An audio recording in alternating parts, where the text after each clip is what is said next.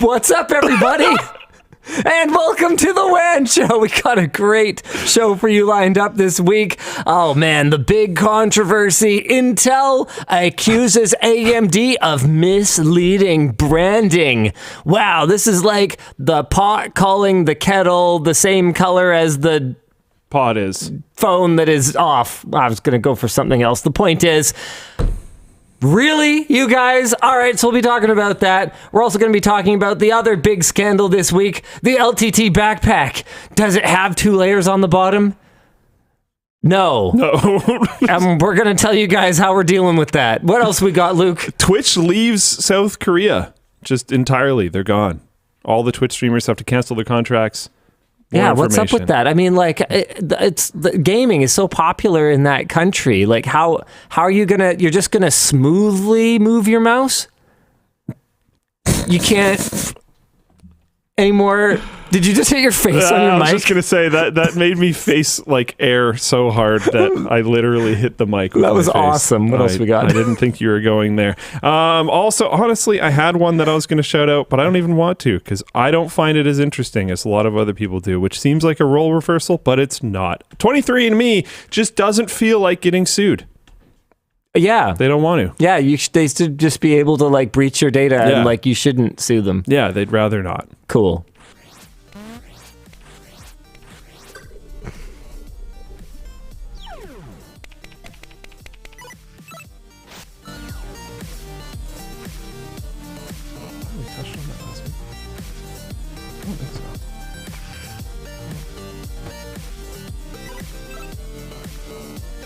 Oh, yeah, the show's brought to you by Vessi, Thorum, and SignalWire. I think. That's what it was? Right. Yep. Good job, Linus. Why don't we jump right into our first topic for this week? Intel accuses AMD of misleading branding. Yeah. I had someone that was all like, Linus, you shouldn't pound on the desk, and I didn't remember until after I had already done it a couple times. So I did 2 more for good measure, and then that's it for the rest of the show. Intel posted a new marketing presentation depicting AMD as a sleazy car salesman and old-timey snake oil salesman. I tried my best to do voices that sounded like those things. It's all right. Before removing the slideshow from its website after it was spotted and commented on by several news outlets. Shout out WCCF Tech, who has made most of the presentation available, and in it, Intel dramatically presents 4, this is amazing, core truths. They're punny. That supposedly reveal misleading marketing on the part of AMD. Number 1. Ryzen processors use a chip architecture released in 2019, but the first number in the chip SKU refers to the year it was released, not the chip generation. Sorry, what? What are you even talking about? Anyway, hold on. Oh, hidden in plain sight. Okay, hold on. Okay, here. Okay, so here's a couple of slides from the thing. I don't know if there's no way. This is an actual slide from the thing. I hadn't seen this part yet. Okay, Did you anyway. see the snake oil one? Yeah, that's amazing. Yeah. The main part. Here we go. There we go. Yes. This is the main thing. Okay, so the number here indicates the year that it was released. Traditionally, this has been the generation number, and that's true of Intel, that's true of AMD, that's true of NVIDIA, that's true of basically everybody. Here's the next number in AMD's sort of naming scheme, the market segment. So 1 is Athlon Silver, 2 is Athlon Gold, and then it goes Ryzen 3 more different, a couple of Ryzen 5s, and then a Ryzen 7. Then there's architecture. So 1 is Zen 1 and Zen Plus, 2 is Zen 2, 3 is Zen 3 and Zen 3 Plus, 4 is Zen 4, 5 is Zen 5, etc. 0 is feature isolation, lower model, upper model, and then U is your like TDP modifier, and this is still quite similar to what Intel does on their side.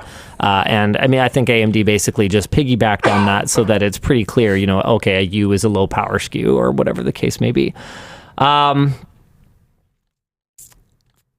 I don't really, sorry, the bullet points are a little bit more challenging. Anyway, the point is, WCCF Tech has compared the presentation to Intel's 2019 real-world performance marketing push, where Intel used allegedly cherry-picked benchmarks to attack AMD, and meanwhile, PC Gamer has called back to Intel's 2015 Skylake architecture, which Intel rebadged twice and sold all the way from 6th to 10th gen. Kind of epic. There's actually... Okay, they've never actually rebranded those. Honestly, though, there are so many more examples of this, and my questions for Intel are multifold. From all three brands. NVIDIA's done it too. Yeah, one, why exactly did you choose to bring this up at all? And two, why did you choose to bring it up now? To be clear, I agree.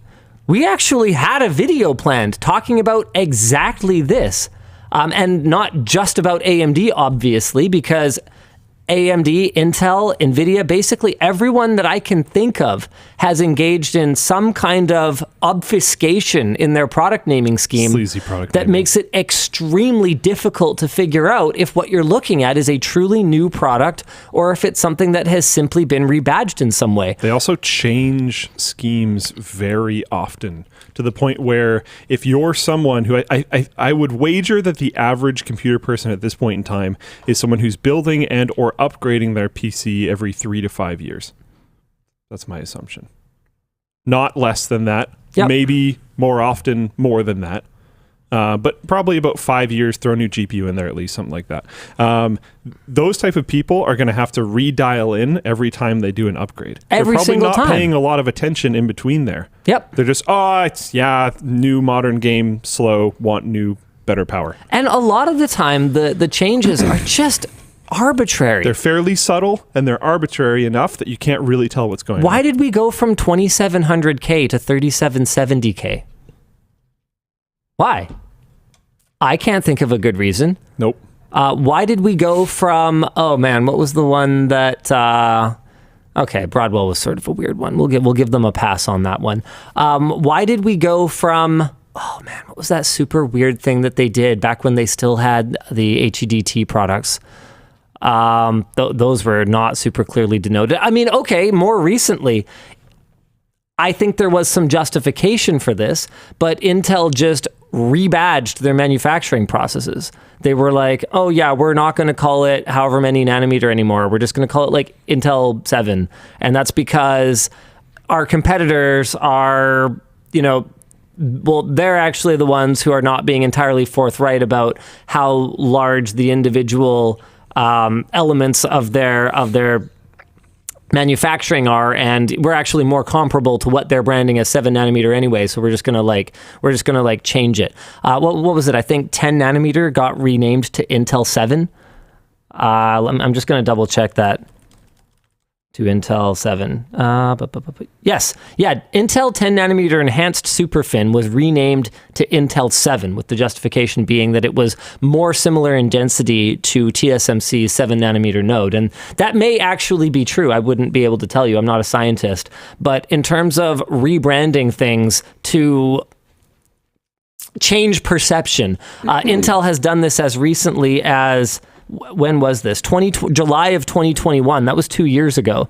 And in that case, it was not about changing the perception with individual users. That was about changing the perception with shareholders, because there was this belief, however founded or unfounded it might be, that Intel was having trouble progressing through their manufacturing nodes. And so they were like, I know it took us a really long time to go from 14 to 10, but look how fast we went from 10 to 7. All we did was change the name, boom, and now it's Intel 7. Let's go. I mean, not only that, but yeah, Floatplane Chat brings up that Intel's 14th gen processors are almost, this is one of those tough things to talk about, because I underestimated, talking to actual engineers at Intel, I underestimated how much work went into all the 14 nanometer pluses and squeezing those however small generational improvements out of them. So I don't want to be down on the actual engineers, What I do want to be down on is the branding that goes on around them. So yeah, Intel's 14th gen, probably some real work went into those from the engineering teams, and I want to give respect to them for that. But on the other hand, they shouldn't be called 14th gen. Instead of a 13900K, that should be a 13900. Well, I mean, the 14900K should just be 13900KS, because that's basically what it is. Yeah. But call it 13995K or 13950K or something like that. Treat it in your branding like the incremental, basically same generation improvement that it is. Like, it's, at least to Intel's credit, this time around, they didn't pull one of these refreshes and then tell us that we can't still use our existing motherboard, probably because they got a little bit surprised by it and they just weren't ready to push a new motherboard chipset or something like that. I actually don't know the reasoning for that, but at least, hey, we can use our existing 12th gen, 13th gen motherboard for these 14th gen CPUs. But man, AMD's is really bad. I can't let any of this dunking on Intel distract from that AMD's naming scheme is awful. The fact that that first number just means the year, the recency with which it was released, when you could be buying a Zen 2 chip with that 7,000 at the beginning. Or, I mean, for all I know, they might keep recycling Zen 2 chips for, entry-level products for years to come. So you could be buying a 9000 series processor with that uses Zen 2 architecture cores. That is awful and goes completely against the established naming schemes across basically the entire industry, except that AMD does actually have a precedent for this. Epic is named this way. They are 7,000. I don't think I ever actually realized that. Yeah, Epic is named this way. And shoot, I had another one in my mind that I could think of from someone other than AMD that actually worked kind of like this. Yeah, I can't remember. But I don't like it. And the bigger problem is that AMD doesn't have any consistency across their product portfolios. They're not doing this on GPU. They're not doing this on desktop CPU. Okay. And AMD has been pulling these shenanigans with their mobile chips. One of the ones they did recently was they just, skipped a generation of numbers to make I forget if it was Zen 2 when they were shipping Zen 3 desktop, or if it was Zen 1 when they were shipping Zen 2 desktop. I can't remember. But basically they were just like,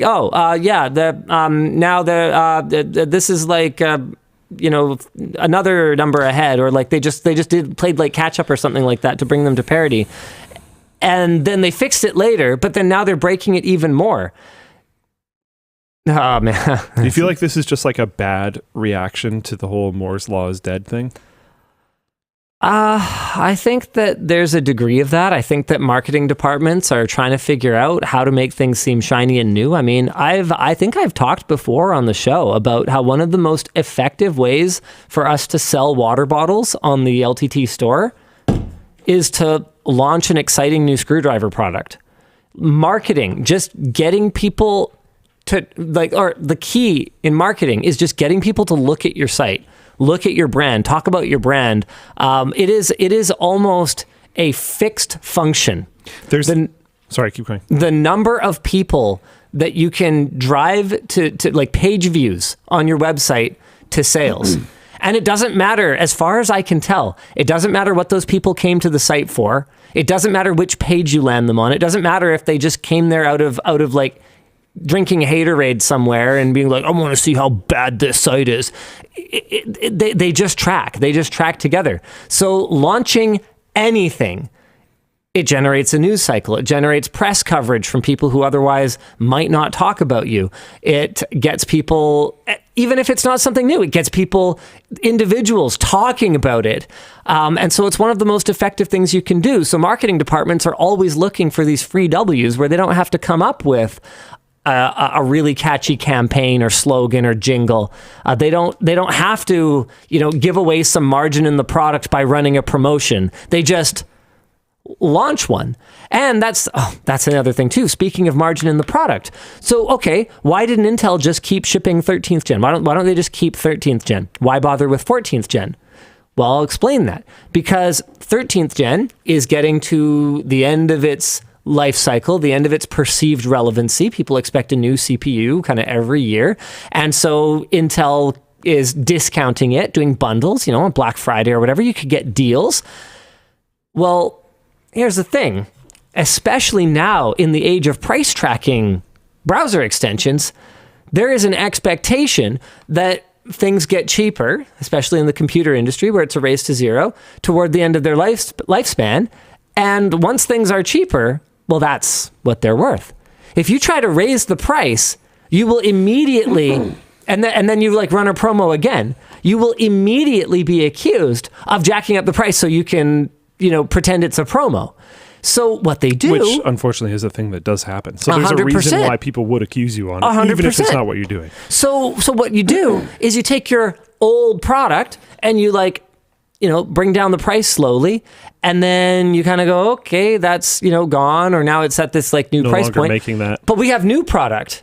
It doesn't matter necessarily to the average user who just wants to build a gaming PC, and all they know is, I heard i9 is good for gaming, right?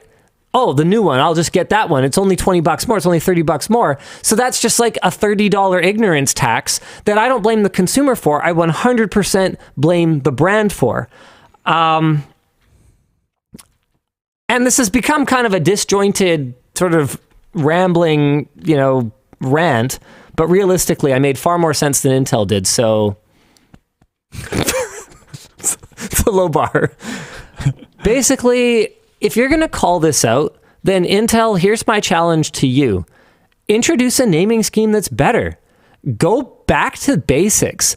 What the fuck is going on with your server products, for example? What even is gold and silver? I do not understand their product naming scheme for those.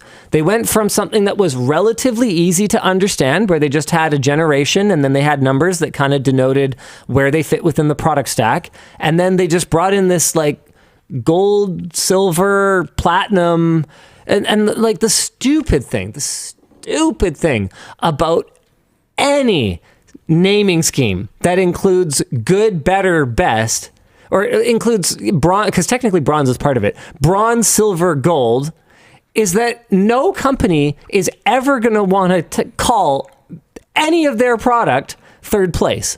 Yeah. So bronze functionally doesn't exist. Silver gets used very sparingly. Gold becomes just basic. And then platinum is reserved for, the actual high-end stuff. It's the S and S plus and triple S of the... And then as soon as they refresh something or bring in a new product, they have to create new tiers of platinum. So they have to, add new platinum XT, a platinum extreme, platinum plus. It's just exhausting. You already had it figured out. You had numbers. Yeah. Higher number, more better. Why did you confuse all of this? Diamond, Indium, thank you. Herp J1 over in Float Plane chat.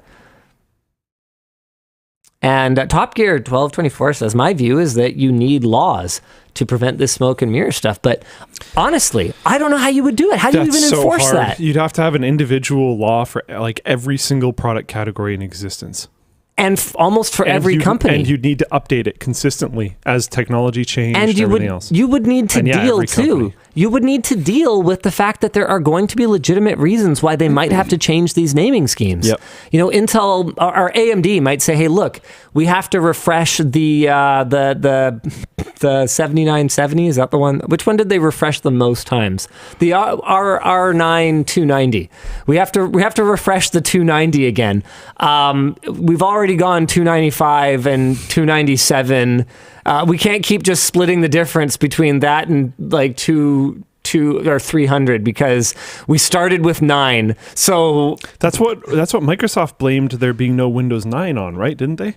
I don't remember. Their internal version ran over Windows 8.9 or something. So they ran into the 9s already, and they were like, "Uh-oh," which sounds like that must have been avoidable. But if I remember correctly, that was their explanation. Didn't Microsoft figure that out way back in the Windows 3 era, 3.11? Yeah. Can't you just add another Just digit. keep going. Isn't that a thing? I don't know. I think it was like a whole major versioning thing, whatever. I don't remember all the news about it. It was a while ago, but like, yeah, that was a yikes. Yeah, maybe we do need to do this video because there's also other issues. I have railed against this before, but I get so frustrated with the way that Apple has led the charge in confusing product naming. And the thing that bothers me most about Apple, as usual, is that they know better.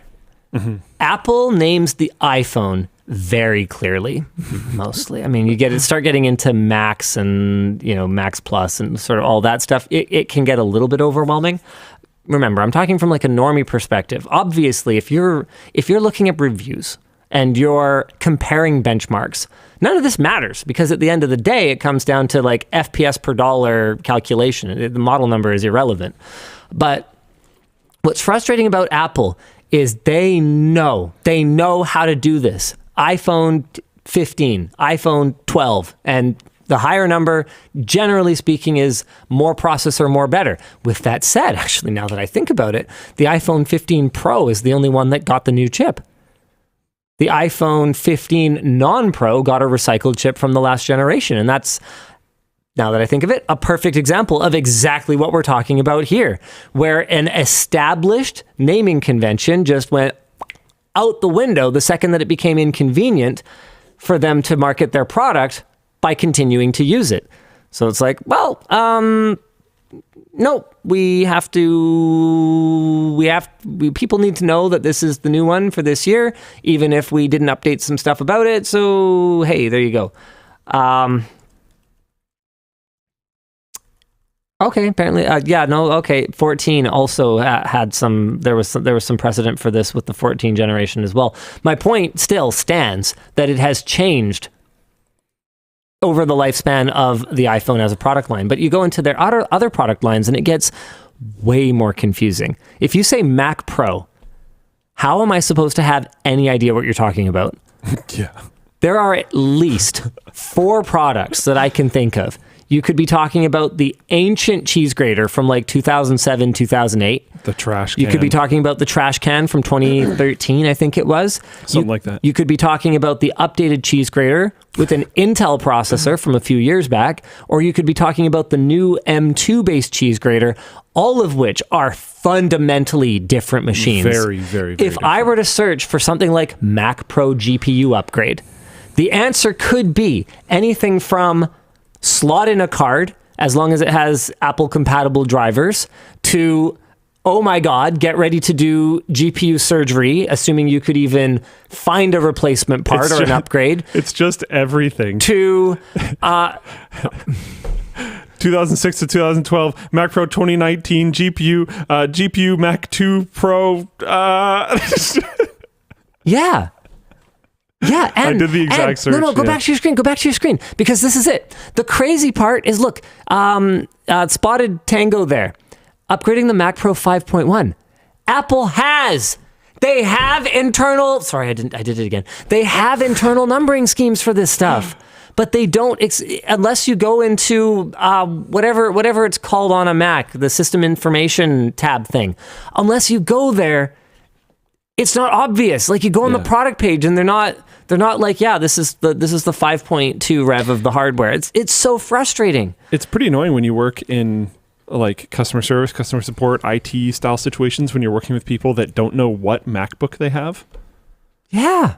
It's like, but I don't blame I bought them it for in that. This year. I'm like, okay, what time of year? Yeah, cool. Like, it could be anything. I don't know. I don't really remember. I just know I bought it in that year. It's like, well. And you know what? I've noticed there's a group of people that thinks that I hate Apple or something because I'm always ranting about them. The reason that I rant about Apple so much is because the rest of the industry just does whatever they do. The second Apple starts doing something annoying, I look at it and I go, shit. Because all of the copycat PC phone manufacturers are going to immediately start doing it. Like, look at stupid holes in displays. Notches. Like, why? Yeah. This was actually fine before. Look. Exhibit A. Hold on a second. I'm just going to make sure I have something non-incriminating up. The Galaxy Note 9, which has a tiny, tiny little bezel at the top, which is fine. I don't actually need a hole in my display. But Apple went and was like, yeah, I mean, this seems fine. I mean, I don't know, it. And then everyone else was like, oh, okay, well, I guess this is okay now because realistically, they're the big fish that everyone is chasing. So what are they gonna do if we do this? Buy an Apple? Got him. It's frustrating, man. It's frustrating. Yeah, headphone jack. Yeah, okay. Float plane chat. Real. Yeah. F to pay respect to the headphone. I used my headphone jack the other day, and I was like, wow. I forgot how much the AirPods Pros sound like shit. I plugged my IE600s in because I was just like, yeah, you know what? I'm going to be doing this for a while. I don't mind cable managing myself all, down my shirt like I used to. I plugged it in, put it in my pocket, and I was immediately jamming out. I'm like, yeah, this is so much better. I forgot about this. Oh, that sucks. People are saying F for the headphone jack. Oh. Headphone jack. I said it out loud, Luke. You were just tuned out because you don't care what I have to say. No, but I'm still surprised people anyways. Anyway. Dan says we're supposed to move on to the next topic. So why don't we get into our big controversy, which is, of course, what happened last week here on the show when, embarrassingly, I cut open one of our backpacks thinking that the bottom layer was 2 layers because it's supposed to be, just in case it wears out.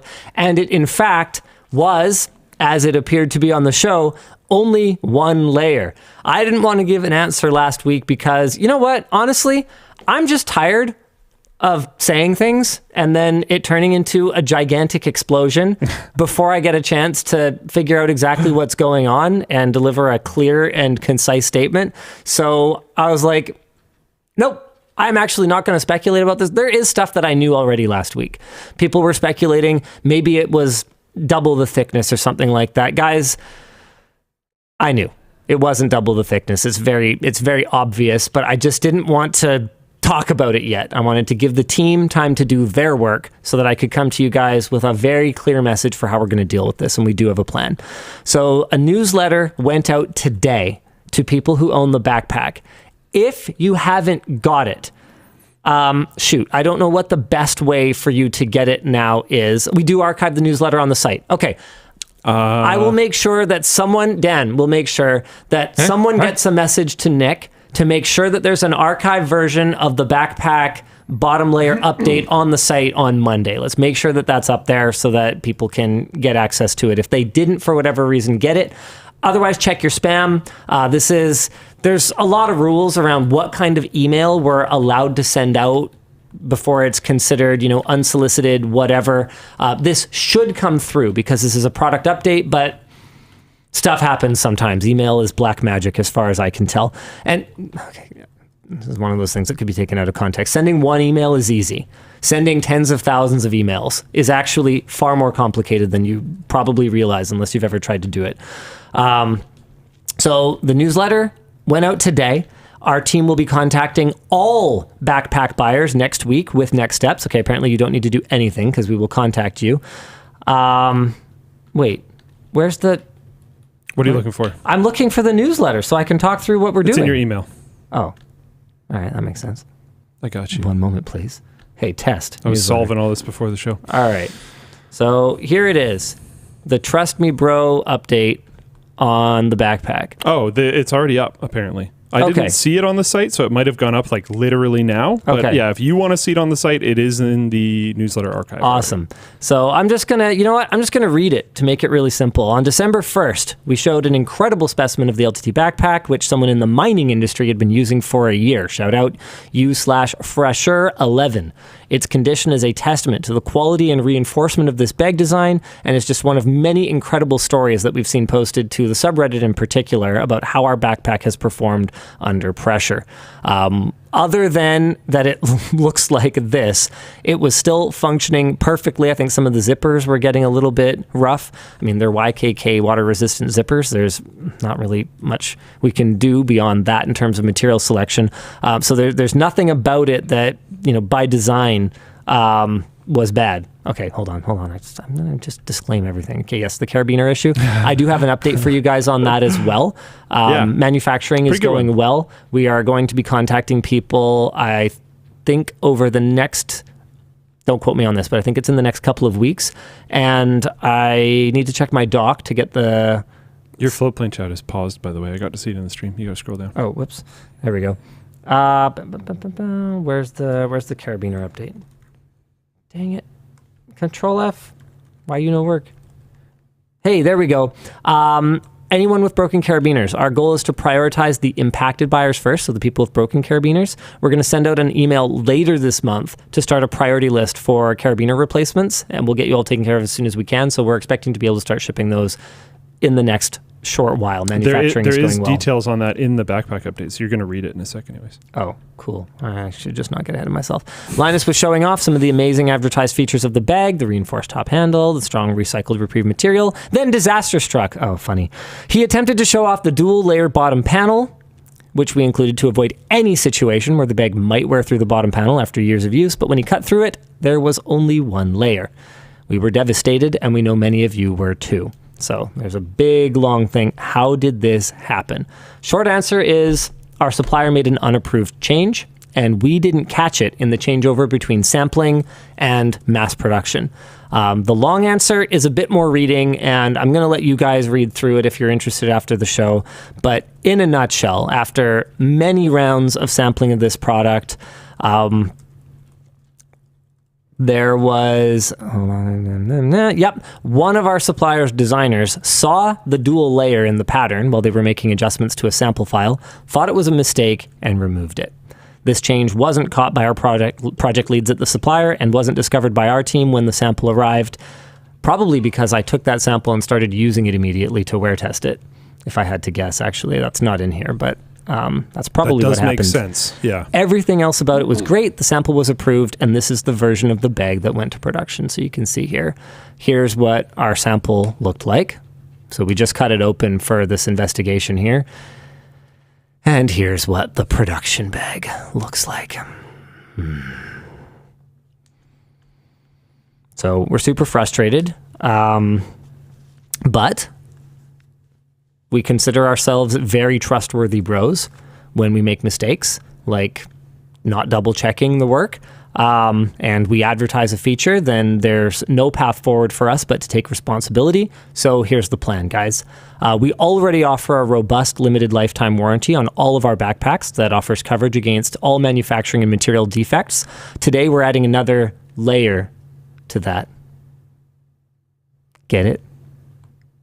It's pretty good. Thanks, Dan. Good. Excellent. For all bags purchased before December 9th, 2023, so that's tomorrow, we are adding a virtual double layer clause to our warranty. We don't expect many of these bags to ever wear through that single layer of the bottom material, but if yours does, we will replace the bag within standard warranty terms, so there's no coverage for intentional damage. You'll have to check the full T's and C's. It's still an amazing product that will serve you for years to come, and if it doesn't, we've got your bottom. Your back, rather. In addition to that, because that's not enough, we are offering a $25 credit for anything on LTTStore as an apology for everyone who decides to keep their backpack, which brings us to the third solution. Of course, we understand not everyone's going to be happy with this offer, and if you just plain don't feel good about the situation, guys, when we say, trust us, we got you, trust us, we got you. Even if your purchase is outside of our standard return window, we are offering a full refund and return for anyone who is just too upset about this issue, can't deal with it, and doesn't, whatever. Just all you got to do is wait for our support team.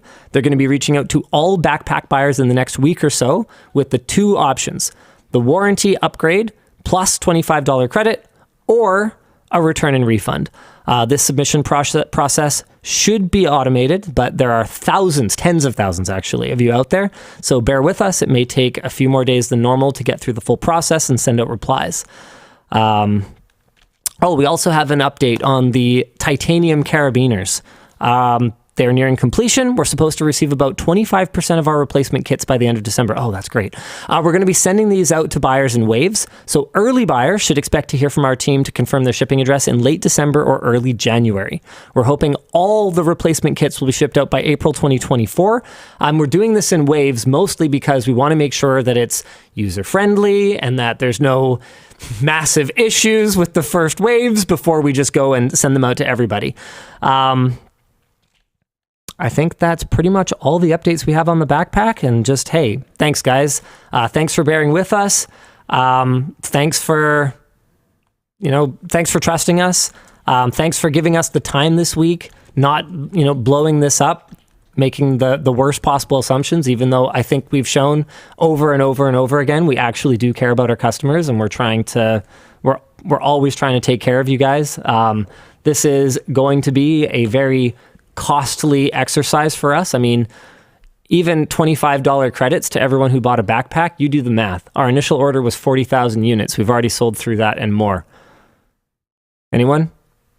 25 times 40,000? It's a lot. Any guesses on the math? It's a bunch. Are you going to read? Are you done the whole thing? Are you done reading? I'm not going to read the rest verbatim. Okay. Sounds good. Dan, anyone? No. What did you say? How much? 40,000 units times $25. Anyone? That's a nice round number. 100. $1 billion. It's not $1 billion. It's $1 million. Yeah. So this is going to be very costly. But what I hope is that this demonstrates to you guys that we don't f around. I guess that's the bottom line of all of this. Is you know what? That's not cool. If we're saying that it has some feature, then we expect it to have it. But if it doesn't have it, then what you can expect is us to stand behind it anyway, and for us to make good on that in the best way that we can. All right. What do we got next, boys? Oh yeah, merch messages. Speaking of products, a lot of you are buying them today. Poor Dan.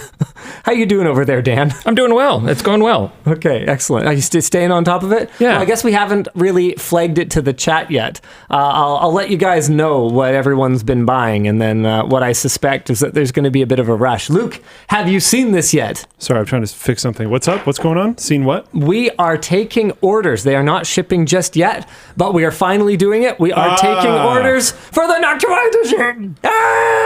We're going to be the most beautiful or the least beautiful screwdriver you've ever seen. We're going to be shipping these by January of 2024, and we worked with Noctua. No actual money changed hands for this, but we worked with Noctua to ensure that our color selection met their exacting standards. So you can see right in the pictures.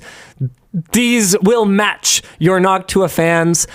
We did it in 2 different colorways, again, because of Noctua's exacting they're particular. We love those guys. They're very particular. We had some disagreements with them about, which way it should go. Should it be this way or the inverse of that way? And basically they went, well, if you want to do that one, then you're just going to have to do both. And we kind of went... Okay, it's a good thing, though, too, because it turns out that neither us nor them ended up being right. The sales split so far is almost exactly 50-50.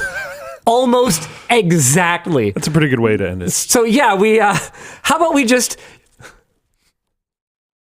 agree to agree?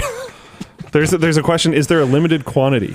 I mean, there's a limited quantity of everything on Earth, but our intention for this is to have it be a SKU for some time. So it's a long-standing SKU. Yeah. This isn't like your only chance to order. Long-ish. Yeah. And I do have something exciting for our EU folks, is you will not only have some time to order it, but you may want to hold off for, I know, good salesmanship right now, right? Fantastic. Hey, we've got this great new product. It's so exciting. Don't buy it yet.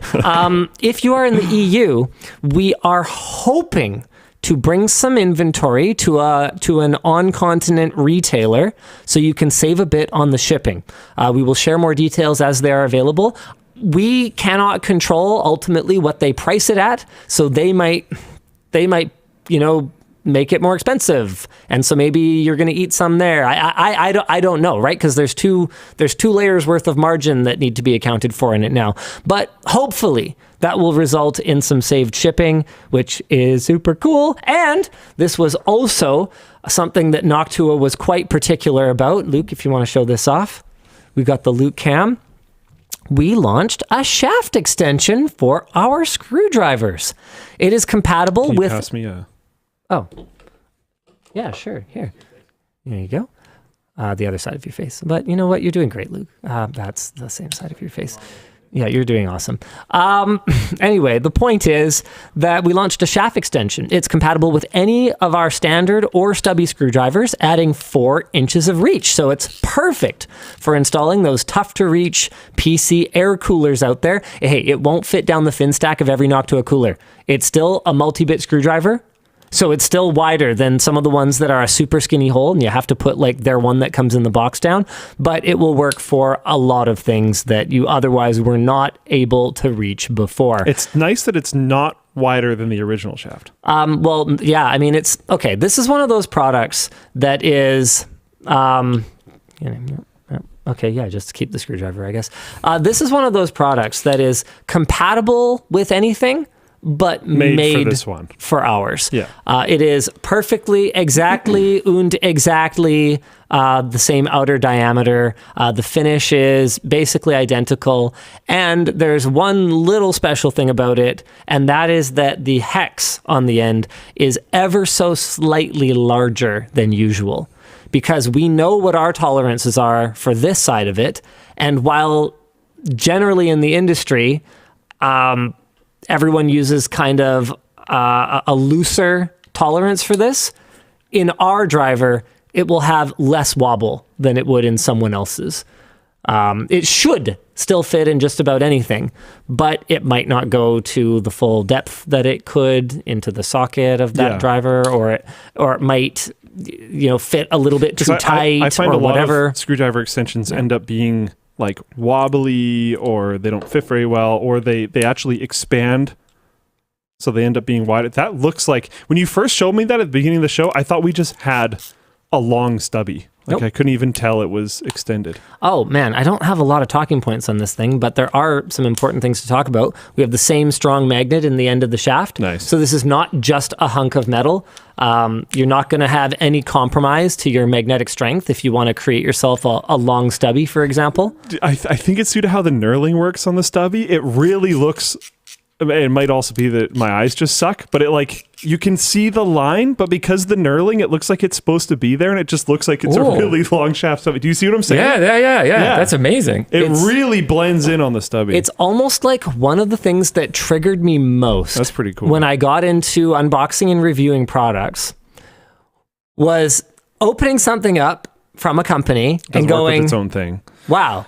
They never even thought to test this. Man, back when Antec was going through their downfall, I would open up a new Antec case, and I'd be like, oh yeah, I've got their new flagship power supply. Let me go get it. Doesn't fit. It doesn't fit in here. I was going to specifically call out Antec. You buy their flagship case and their flagship power supply. You put them together, and they don't work. And you're sitting here going, guys, get cross-sell opportunity, brand synergy. What are you doing?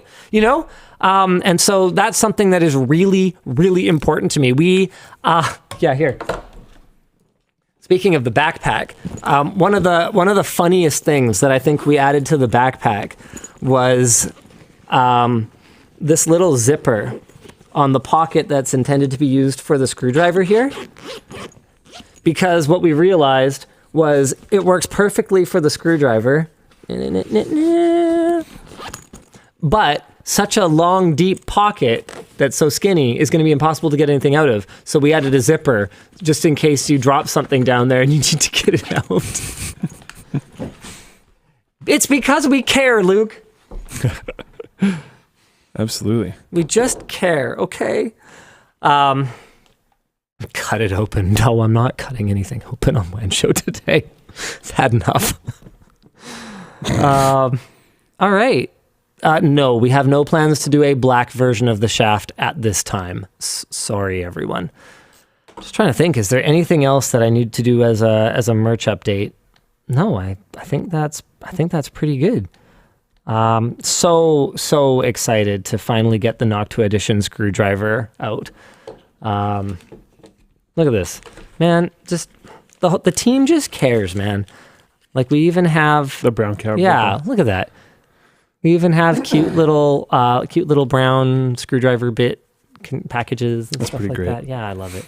All right, Dan, you want to hit us with a couple merch messages? Sure, absolutely. Let's see what we got here. By the way, how's the incoming doing over there? You doing okay? Doing really good. It's been super rock solid today. Okay, good. Any progress on a case for all the screwdriver bits, and will it include a place for the new shaft extension?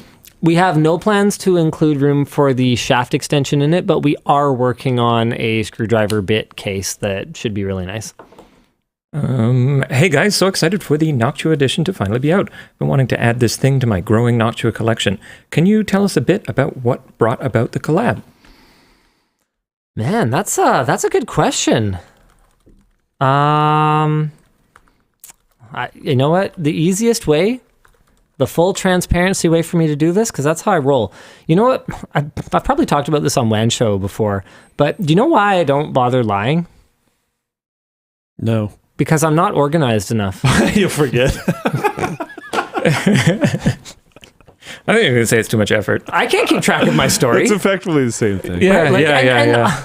Obviously, guys, you know, I also have ethical and moral objections to it. But like, man, imagine how hard my life would be if I had to, like the amount of time I spend live on the internet or recording videos or talking to people in meetings. Imagine how complicated my life would be if I was just making everything up as I went. Yeah. It'd be terrible. Yeah.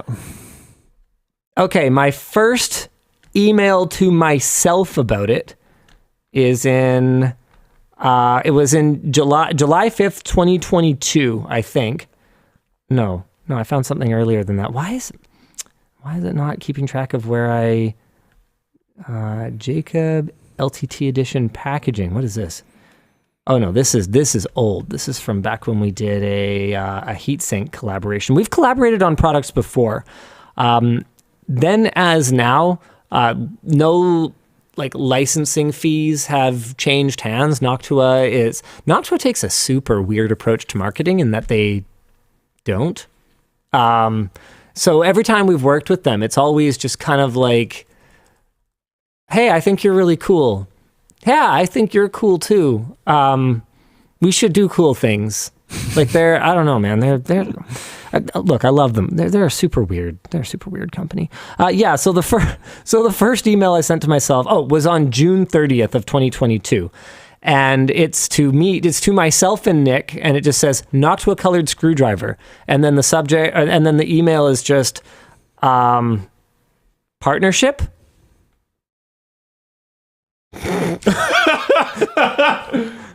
Sorry, no, it's not to myself. It's just to Nick. Yeah, it's just to Nick.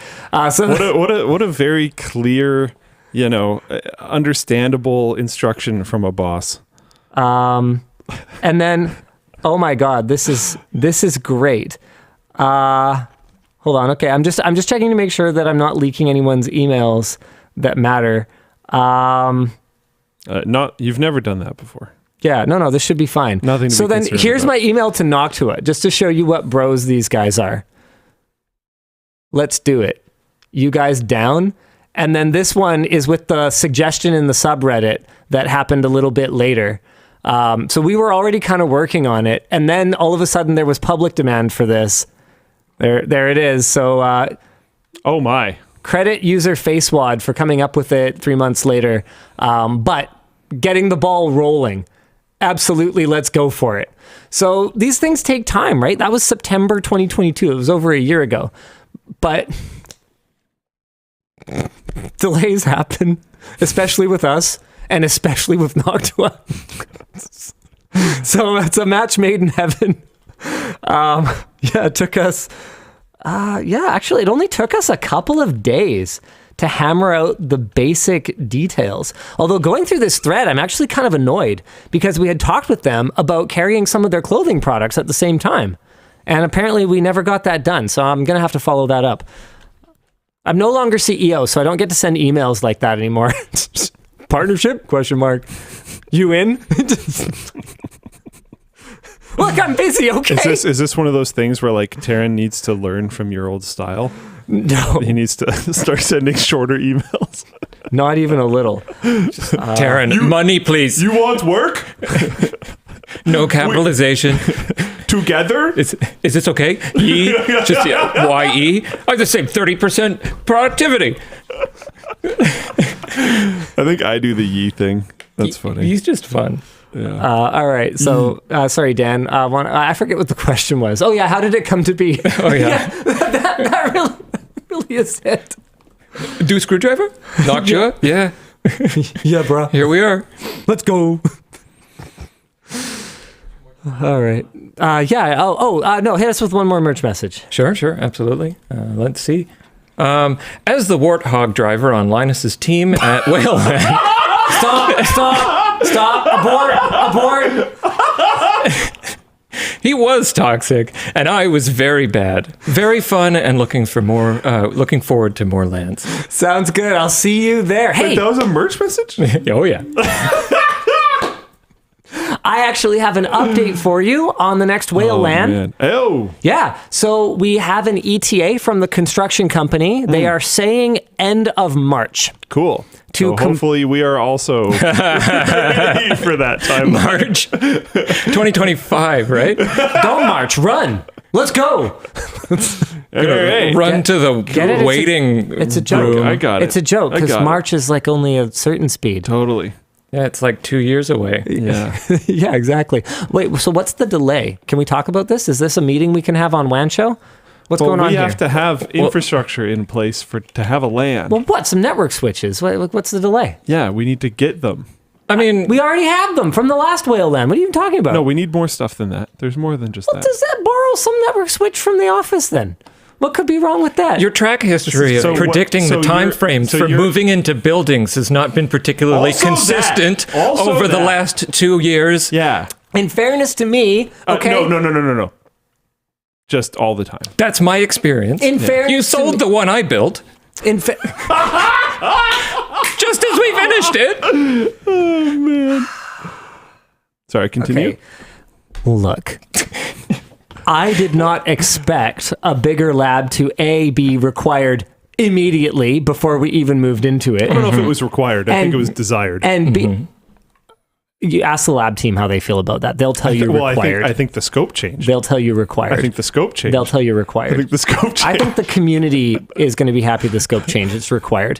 And two, I didn't know that building at the end of the road was going to just become available for sale. It just popped out of nowhere. I didn't know. Good choice. It was a good choice. I like it. It was one of those things where our options were that or something really far away.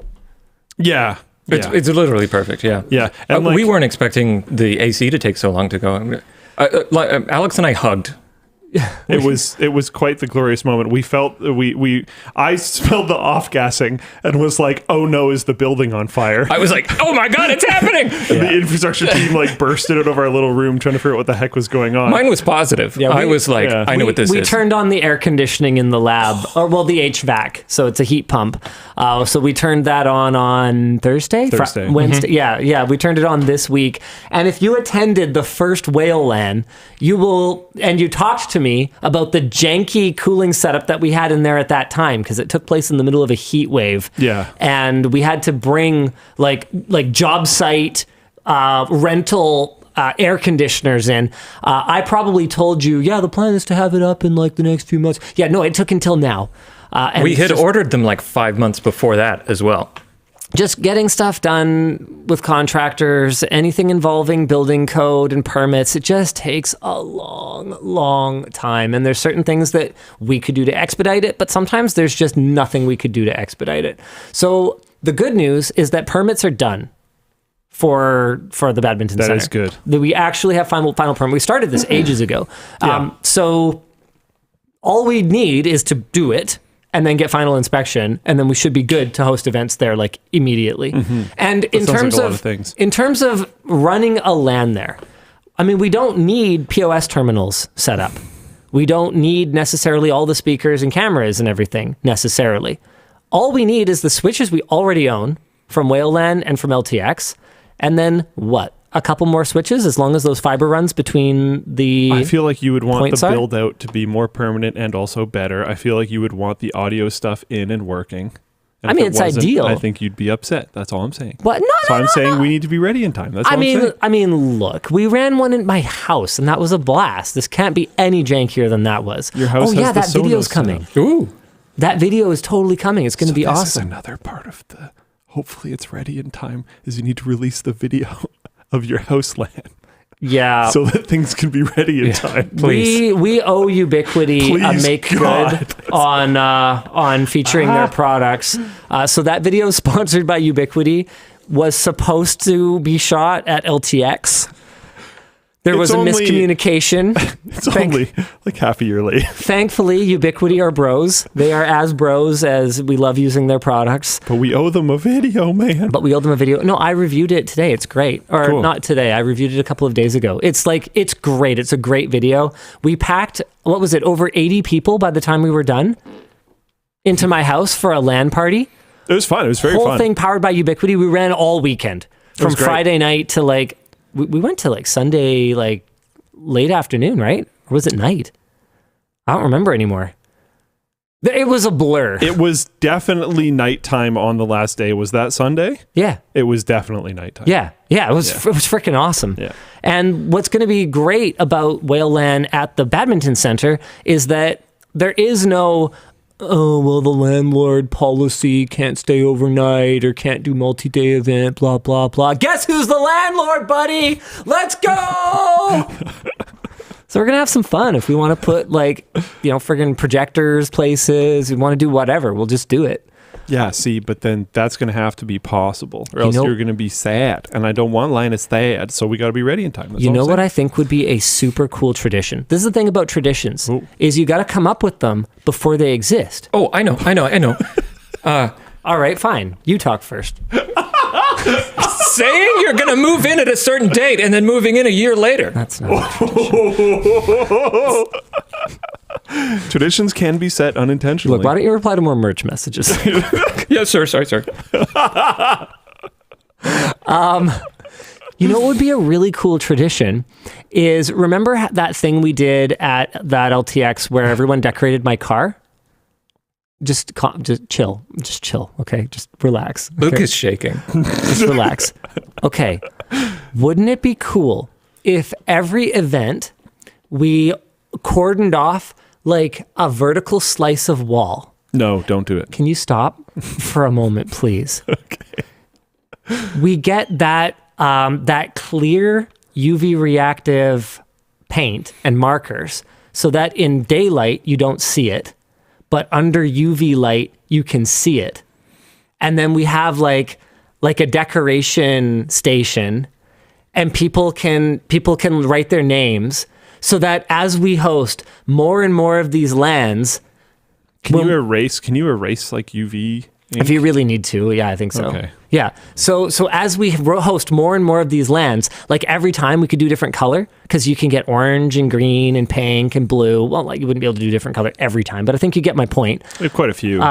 Yeah. So you could rotate though, so that they're not next to each other. Yeah, So and you have like a 4-color cycle or something. And so if in the long term we like UV'd out the place so that during LANs we could just go like full UV like LAN party mode, it would light up these walls for every LAN, and then the more we have, like the more like trophy walls we would have. That'd be freaking sick. having like I'm into some this. details, like if there was some tournament or some like Yeah, man. having like the winners or something on there would be kind Yeah. of cool. Yeah. Like, Yeah. oh, this is the robot unicorn attack tournament winners of 2024. And it would just summer. be like, to all the people who come and play badminton, they wouldn't even know just a wall. It's just a Yeah. wall. As long as it's possible to erase things, I'm down. Yeah, I think that should be fine. Yeah. Okay, we'll figure it out.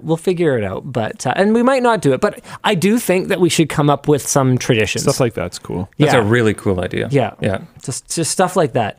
Oh shoot, I really do need to turn. I think we somehow managed to leave on the maximum ads on Twitch when we were memeing about that before. Do you want me to fix it? I thought you guys watched me turn it off. Okay, so here we're doing it. I thought you did it before the show went live.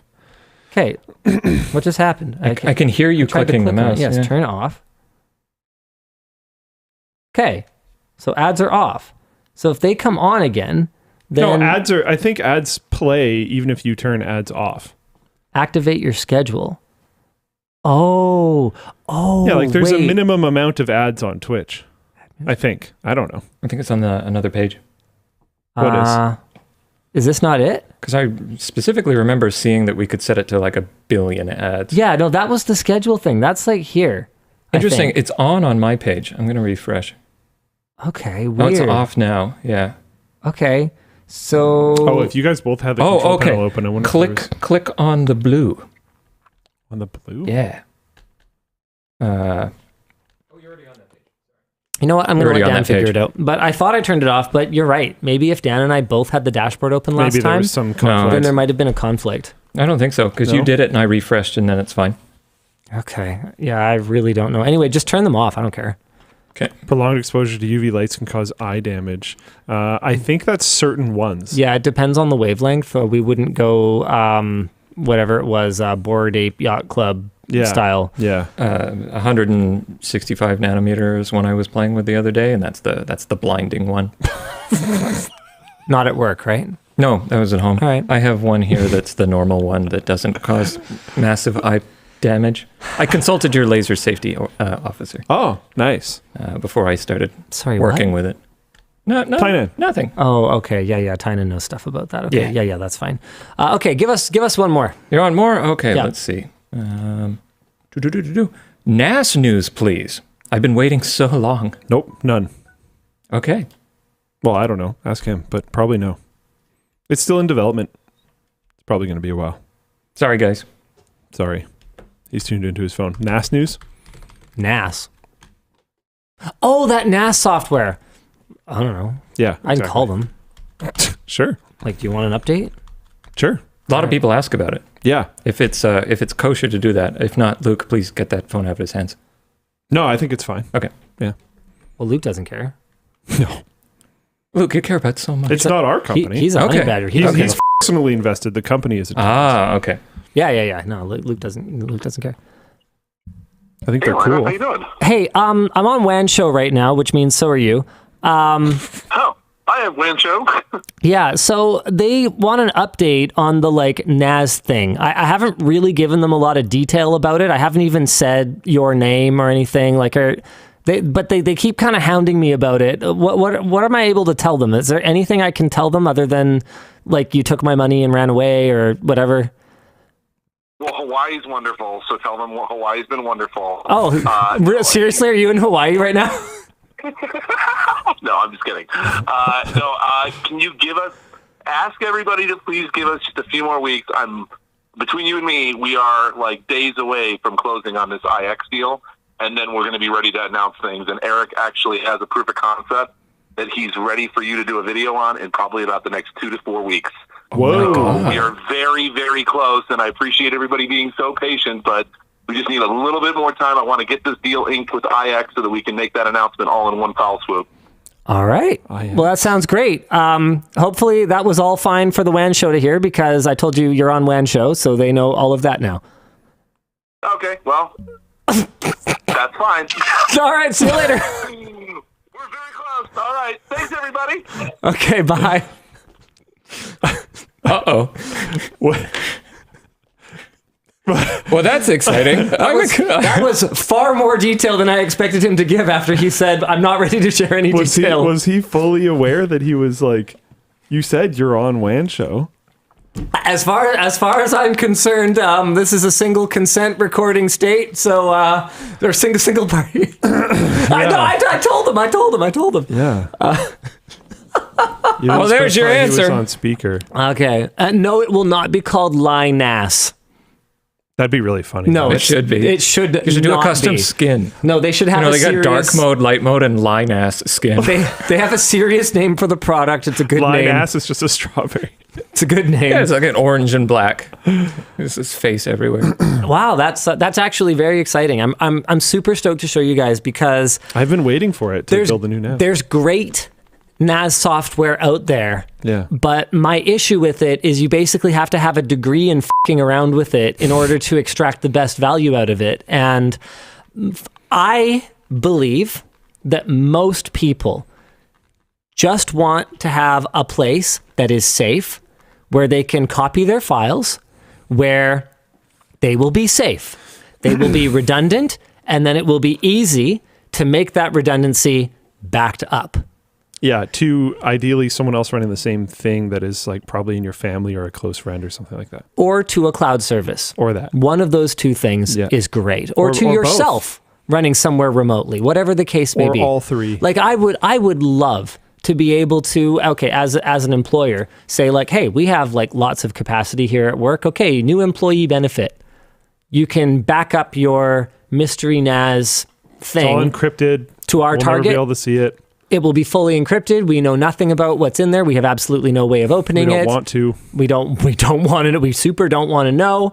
How cool would that be? That'd be sweet. And then the other thing is, these guys are experienced. They know what they're doing. Obviously, we're going to need compatibility with Docker. I know that there's a lot of passion from this team for virtualization. So you can expect some of that more in the weeds nassiness. Yeah. But what I've really been looking for is something that I can tell another creator. That's the one that comes up more than anything else. And I want to help them. You know, I have someone who's, desperate. They've got SD cards and external hard drives all over the place. They're like, Linus, what do you use? And I'm like, man, I use an IT team. That's not helpful to you. And I'm sorry. I want to be able to have confidence to say, look, build any commodity box. Heck, I'll build one for you. Doesn't matter. Like that's fine. The problem is the support in the longer term. And we ran into this, like MKBHD, for example, stopped using the NAS that we sent over to him after a while because there were some challenges with using such an obtuse solution. So I want something that I can basically just say, yeah, install this on any commodity piece of hardware, and then don't think about it anymore. Just copy it. Ugh.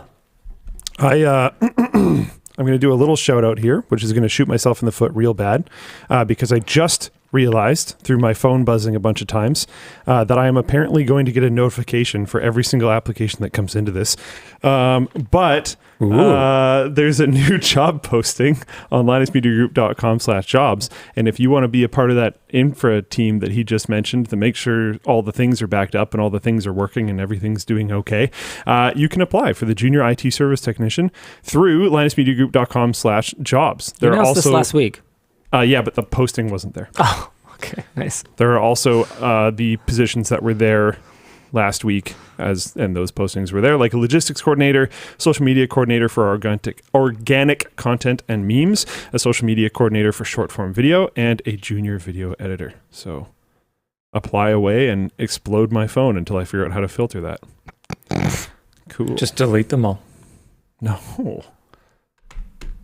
You don't hire unlucky people. Have you heard of the people that do that? Yes. They have the stack of resumes and they just take the top half and just throw them out.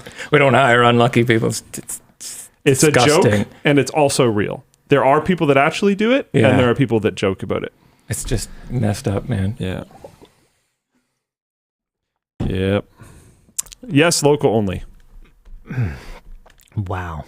Anywho, speaking of local only, if you're local to South Korea, you will no longer be using Twitch.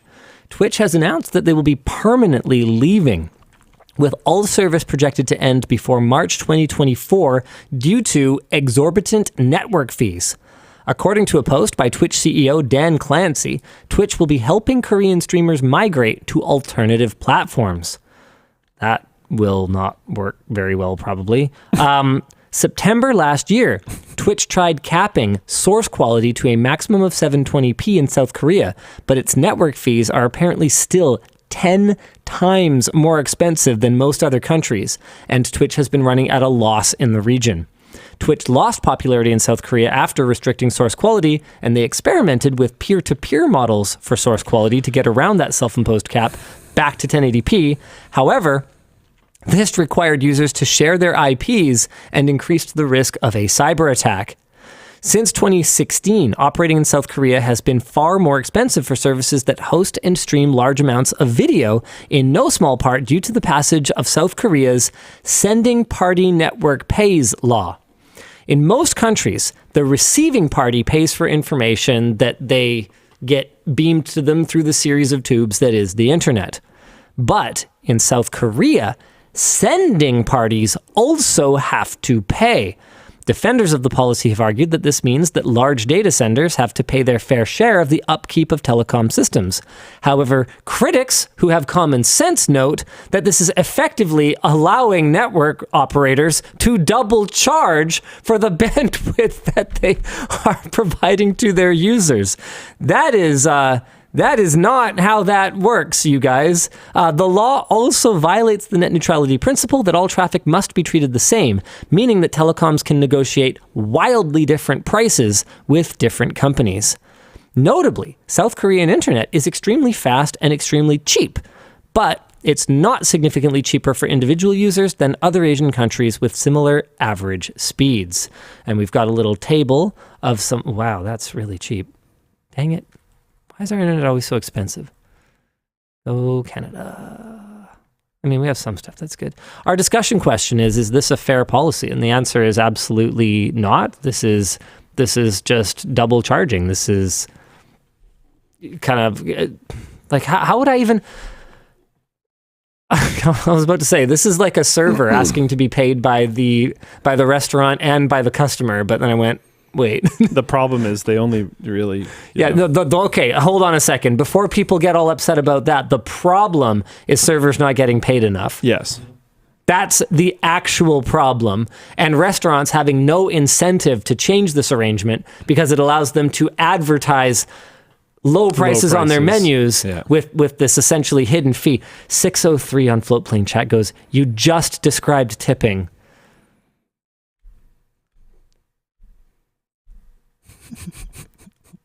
That's the joke. It's the kind of comments I make. It's one of those things, man, where I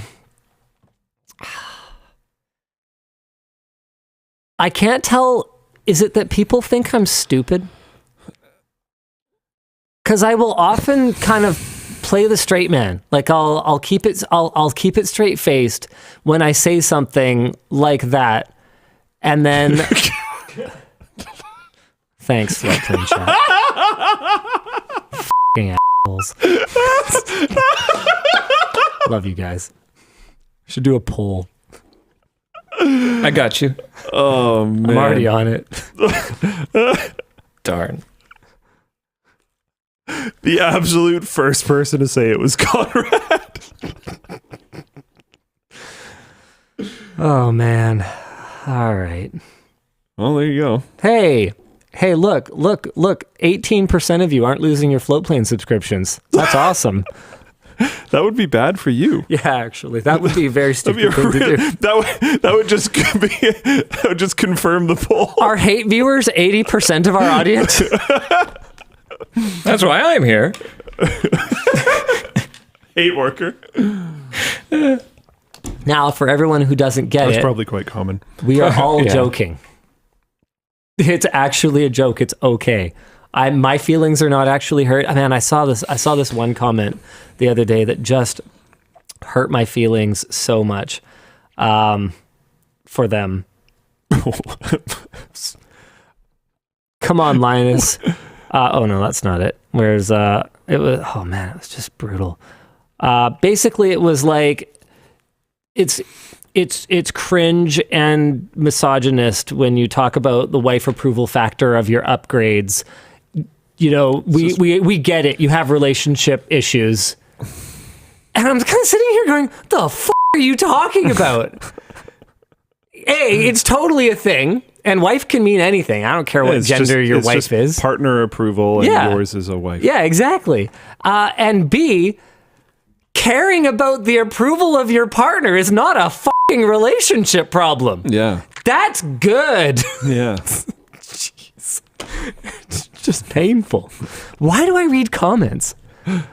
I know why I do it, because I care about the feedback and I can't help it. Yeah. It's like a compulsion. Sometimes I think you go too far. Yeah, probably. Like, very much so. Sometimes it makes my brain Yes. hurt. Yeah. Like, it's actually painful. Yep. I think it goes far beyond utility sometimes. But you know what? I like comments like that. Yeah, I muted them. Yeah. They're muted forever now. Yeah. Because that's an example of the kinds of bad takes that do actually result in a shadow ban on the channel. It's not criticizing me or criticizing the content or, pointing out something we could have done better. It's never something like that. It's always you're so phenomenally far off base that I don't think there's anything useful you could ever possibly hope to contribute to a conversation with another human. When I didn't even have a partner, I would consider my roommate's approval factor. Yeah. Even just because I might not have thought of some reason why this might inconvenience them, and I can at least ask them about it. And if they're like, yeah, I don't know, but you seem to care about it a lot, so or send it. Even if usually you don't, it's fine. if you ever bring someone back, Yeah. the hey, I'm not a complete degenerate look to your domicile, probably not a bad thing To consider. Yeah. or don't that's fine. I'm just saying it's not wrong to consider the wife approval factor of a solution. All right, it's not wrong. Well, what am I even supposed to be talking about right now? You're doing 2 topics as of 25 minutes ago. Oh wow, how many of them did I do so far? -2. Nice. No, that's not even true. We did the Twitch one. We can talk about Sam Altman having some conflicted interests. This is a pretty short one for what I flagged as a main topic. Maybe it's not a main topic. Newly reported documents have revealed that in 2019, OpenAI signed a letter of intent to purchase $51 million of chips developed by startup Rain once they became available. However, in disclosures to investors this year, Rain told investors that OpenAI CEO Sam Altman was invested in the company to the tune of $1 million. Further, Rain claimed that it might have its RISC-V based chips ready to deploy as soon as October next year. The agreement, to be clear, was non-binding. So what's it like? A letter of intent, I guess it would have been. And an OpenAI spokesperson claims that they have not proceeded with the next steps of the agreement, though they are open to future discussions with Rain. And the discussion question here is, how should business leaders deal with investments within their area of expertise that are likely to conflict with their duties? Boy, howdy, would I like to introduce you to the construction industry. Oh, yeah. Or honestly, a massive amount of other industries. This is actually extremely common. If I remember correctly, I've been told this. I have not researched this. I have no idea if this is true. I've been told that the hotels on the Strip in Las Vegas are often not profitable, but the supporting companies are, and the supporting companies are owned by the same people. And it's done that way for tax reasons and stuff. Oh, that makes sense. The companies that supply the soap for the rooms, the companies that, sell the lamps to the rooms, whatever. That's why a company like ASUS has regional offices, is my understanding. I could be wrong about this. Disclaimer, I'm not an investor, blah, blah, blah, blah, blah, blah. But allegedly, this is what I've heard, the regional offices operate at as close to $0 net profit as possible, so that all the profit essentially gets funneled back to HQ. And this is done for tax purposes, so that they're not actually making money in other regions. So that's why sometimes they can end up kind of stuck, because they, rather than just being like a shipping hub, right, like a logistics center, they're actually a separate company. Yeah. And they buy their inventory from HQ rather than HQ just allocating their worldwide inventories to all of their various regions. And that's one of the reasons that you will get wildly different support from one region to another, because they will all have their own operating margins, and they will all have their own sensitivity to the cost of dealing with things for customers. And these costs can be very high. I mean, we talked earlier on the show about how even at a low price of $25 per person who bought a backpack, right? So we're essentially saying, okay, here's a retroactive 10%, sorry about that, at 40,000 units, which isn't that much for a company the size of someone like, an Intel or an ASUS or whoever. That's $1 million. 40,000 units times $25. That's $1 million. It's amazing how quickly these numbers can add up. Here we go. All right. I think I did a good job of this. Colton messaged me framework laptops for standardized LMG laptops. And he basically goes, what are your thoughts? They'd probably work for the majority of people who need laptops here. Jamie suggested this when I was talking to Callanan about ASUS ones. I go, they still have a couple problems that we outlined in the follow-up video, including a battery drain issue. Maybe Nirav can clarify if he thinks they're ready for prime time. Like, I wonder, just based on the timing, if this is one of the things that the board might have been misled about. Oh, yeah, I don't know. Because, like, honestly, that seems super skeezy that 4 years later we're finding out, even a letter of intent, like $50 million worth of stuff. I don't think that's cool. Final email here. Hold on, I just need to make sure I can cut off anyone whose email I'm not supposed to show. There you go. So, money where my mouth is. This is how I handled it.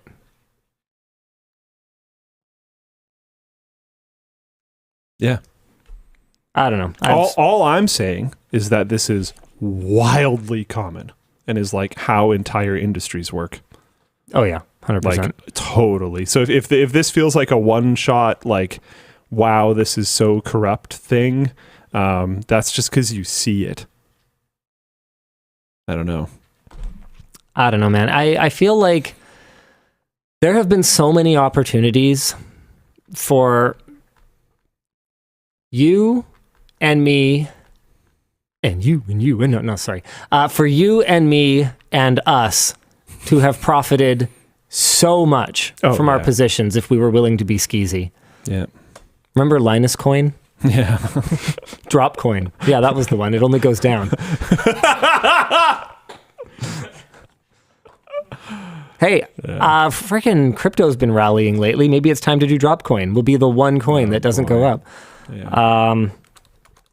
Actually, I haven't looked at it in the last little bit. Oh yeah, no, it's very much looking like it's gonna like do the thing again. So how's Dogecoin? I have no idea. Doge to I don't know 10 cents. Oh, I'm still for. Or 0.1. Yeah, 10 cents. 10 cents. I have to keep my job. I mean, it went up. I don't get to go to Hawaii with the other scammers. It's amazing. It's amazing how the scale can sort of change your perspective on things. Oh, oh man. Yeah, I'm still out on crypto, guys. Handle backpack refunds with drop coin. No, stop it. By the time it ends up in your wallet, it's worth less. I'm still out. I just can't handle the stress of owning stocks and owning volatile assets like Bitcoin and whatever else. It's too much. It's too much intensity, man. I can't handle the emotions. So I just after the memes with GameStop and all that, I'm out, man.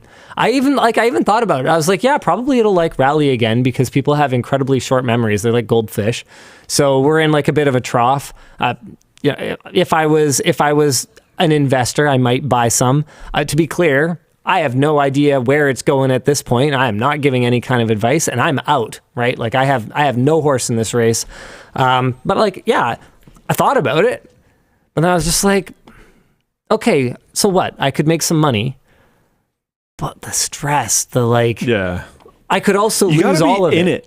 Like it's like you have to like live it for it to make any sense. Yeah. I think a lot of the like casuals are the ones that they're the feeders. Wrecked. Yeah. Yeah. Because that's the thing. That's the thing about Bitcoin in particular. Because I was gonna say, stocks, but that's not actually necessarily the case. Everyone can make money. A company actually like makes money and can generate value. But Bitcoin, every one that someone sells, someone has to buy. Like it's that simple. We're not actually minting, in the grand scheme of things, that many anymore. So you look at it and you go, for every Bitcoin millionaire, there's 1 million people who lost $1, or there's 100,000 people who lost $10, or whatever, or 10,000 people who lost $100, or one person that lost a lot, or one person who lost $1 million, right? Like it's. Do you want to know how many I lost? I mean, yes, $350 Bitcoins. Shut up. I started in 2009. The hard drive was like, you forget about it, right? Right there at the start, you forget about it. Like, oh, this thing, the guy bought a pizza with like a few thousand Bitcoins, right? But I was like, go back in 2016 when it was like 60 grand per Bitcoin. Go through like 40 hard drives back all the way for a decade, and it just nothing.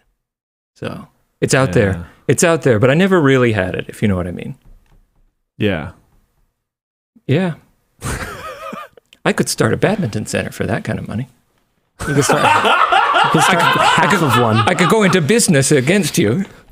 You could start half of a badminton center. Yeah. Just open one across the street. That was the plan. Yeah. Just for like no reason. Well, we would just partner. We would just partner at that point. Okay. Yeah, he could buy the one side, and I could do the other side. Oh, nice. Dan could have the LAN party side.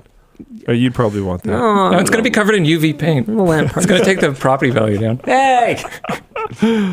Oh, man. Oh, Lordy. Anyway, so yeah. It doesn't keep me up at night anymore. Mine was stolen, if that makes That you is feel so better. much worse than what happened to me. Like mine was just I don't know. Yours was a lot more, but... Yeah, but I mean, it's things that nobody would have predicted it, right? Yeah. It was fun at the start, but they were worthless. Well, people are going to say they predicted it, but the reality of it is it really could have gone either way. Yeah. Oh, yeah, absolutely. And back then, that was worth like less than 1/100th of a cent. Yeah. Right? And so why would I care? Anyway, that's my story. Goodbye. Yeah. Cool. Yeah. Want to just do it now? Windows 10. Sure, let's just do sponsors now. All right, the show is brought to you today by Vessi. The likelihood of getting your hands on GTA 6 anytime soon is about as likely as getting your feet wet while wearing Vessi shoes. Yes, it's that magical. Our sponsor, Vessi, says their shoes are 100% waterproof, so you can still go for a run in the rain after a big holiday meal. Their Dymatex technology keeps their shoes light and breathable while still being stretchy and comfortable, and they have all kinds of different shoes, like the Soho Sneaker, the Weekend Chelsea, and Ulta High Tops, with extra grip for those slippery, slushy, chilly winters. Let Vessi give you a hand to your hands? Wait, give a hand to your hands. Oh, wait, wow, they have gloves. Cool. Oh, that's cool. They keep your fingers dry and warm during all your winter activities, and a lot of people here at LMG actually love and wear their shoes. Dennis even personally bought 3 pairs for his family when he visited Taiwan this year. Oh, nice. Oh, nice. This is awesome. Super That's cool. And now you can get 15% off your purchase with code WAN Show. Just head over to vessi.com/WAN Show or click the link down below. The show is also brought to you by Thorum. Do you know how to piss off your partner? Give them an ordinary ring on a special day. Wow. Our sponsor, Thorum, is here to help you be more than ordinary. They hand make wedding bands and rings from unique materials, including whiskey barrels, antlers, Damascus steel, World War II rifle stocks, and even meteorite. Their site offers paper ring sizers, so you can measure your size without anyone's help, and every ring ships within 1 business day and comes with a free Thorum silicone activity band and a beautiful wooden ring box. Thorum just launched their slick handcrafted watches, so you can stay on time for all the parties this holiday, and like their rings, their watches are made with materials like 4 billion-year-old meteorite and Hawaiian koa wood. I would make the argument that anything in the universe is as many billions of years old as anything else, but that's a whole thing. Plus, they're automatic watches, no batteries required, ever. With over 10 years of experience and over 5,000 happy customers, Thorum sure has a nice ring to it. Haha. Go check out Thorum at the link in the description and get 20% off today with code WAN. Okay, Thorum needs to update that talking point. There is no way they only have 5,000-ish customers. just based on how much we talk about them. There must be just way more. Anyway, the show is also brought to you by SignalWire. They are a leading provider of cloud-native low-code APIs, and they can comprehend customer queries and respond in various languages. They recently launched their new AI agent that allows you to create voice applications that are not only smarter, but also simulate natural human conversations. Their AI agents are so realistic, you can even use them to troll the scammers. The setup is easy. Just embed an agent into an application. It takes minutes using their no-code drag-and-drop tools, or by using SignalWire's robust API for more customization. These AI agents understand and respond to requests beyond a scripted format, and they can perform actions like scheduling appointments, answering questions, or forwarding calls. So if you have a business phone line or an app that features live conversations, then this is something you need to check out by going to SignalWire at the link down below. All right, Dan. Hit me with some merch messages. Quick reminder, just because I looked at my inbox for a second, that IT position is local. Just a reminder. Yeah.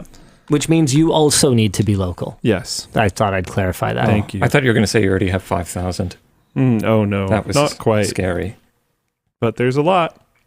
Okay. Jeez. What was your favorite piece of tech news? You just made that up off the top of your head. This year. No, that's not a merch message. You just made that up. It's number 100. Sorry, Evan. He doesn't believe that you're real. I hope you enjoy your short circuit hoodie. What was your favorite piece of tech news this year? Oh, wow. That's a tough one. I mean, it would definitely have to be something like, I think some of the AI fails were my favorites. AI fails. Yeah, like man, what was that? Like some of the AI generated articles that publications got caught just sending out on their sites. Reading through some of that stuff was probably my favorite. Just the AI boom this year. Which way is this supposed to be going? Yeah, the AI boom this year has generated so much. I think that's the thing they've generated more of than anything else is fodder for people like us to just sit and talk about it and laugh at it and be amazed by it. It's just been such a roller coaster. It's been such a wild ride. I'm looking forward to continuing to watch it flap around like a fish out of water and sometimes go in the right direction. It's like Twitch plays Pokemon almost. It's like something good might happen this time, but VCs play AI companies. Yeah. It's basically like this game they used to play at like the Ladner, whatever. I forget what it was even called, but my dad would always drag me there so he could bet on, they would put a grid on the ground and then you could bet on where the cow's going to shit inside the pen. Like, honestly, like the way that VCs bet on startups, it kind of reminds me of that. Yeah. Amazing. Actually amazing. That's fantastic. Let's see. I'm currently in the market for a new work laptop. I also own a Steam Deck. If I dual boot with Windows, could using a portable monitor provide a better or equivalent experience to a budget laptop? No, I really don't think so. And take this from someone who is currently daily driving a laptop that has a detachable keyboard and screen, right? So I'm using this HP, whatever the crap it's called, folding thing. And the whole shtick here is that you can use it like a normal laptop, or you can pull off the keyboard. He's such a fanboy of this. I do really like it. I talk about it like at every opportunity. Yeah. Pop out the kickstand, right? Like that. And then just like put your keyboard next to it and use it in kind of like surface kind of mode. As someone who is daily driving it and loves it, more often than not, I do not want my computer in two pieces. It's great when you're hunkering in to get some work done. Man, I was sitting here reviewing a couple videos, replying to some emails before the show started. I was the first one here today. I wasn't ready to start the show yet. And he didn't tell anyone. Yeah, well, that was the thing. Anywho, I think Dan knew. I didn't even know if I could talk to you. Why were you on the WAN Show set? And you didn't acknowledge me, and I thought you were in a confidential meeting. I didn't notice you. He's like, is it okay? This never happened before. No, I emailed you. I emailed you and told you it was okay. That was after Taryn arrived. Look, here. I was turning on the set around you, being very quiet. Here, hold on. No, I have evidence of this. Wait, why can't I find this? Your evidence is going to have a timestamp. That was post-hour. Yeah, look. That was post our communication. You got to stop showing your email, man. It's too much. See? He wasn't sure if it was okay to be here. Your emails are great. I arrived here at like 3:30. Why would you email him and not send a message on Teams? It was funny. It's funny. It was really funny. He was sitting right there. Yeah, Terrence there, and I'm like, "Can I be here?" And he's like, "Hold on." And I just didn't say anything. I have a scheduled. Came up on my watch. This is going to mean nothing to anyone except for Linus, but I have a scheduled meeting with someone that I'm very excited to have a scheduled meeting with. That's just called hi and then their name. I just named the meeting that. I can't say who it is, which is hopefully going to tip you off to know who it is. I have no idea who you're talking about. Oh, well, I tried. Yeah. I can't give any more context, so yeah. 1 sec. Really? You could just bring up a notepad and type the name. Or you could do it the slow way. The very slow Oh my way. God, this is painful. The slowest way. Send him an email. He's like trying to swipe his thing. It's not even doing anything. This is like watching my grandpa try and use his phone. Oh, excellent. Oh, Yeah. good. Okay. Yeah. Very Yeah. good. Yeah. Yes, I'm glad to hear that. Yeah. Okay. What am I supposed to be talking about right now? I got one more merch message. I think this one's for Luke to read.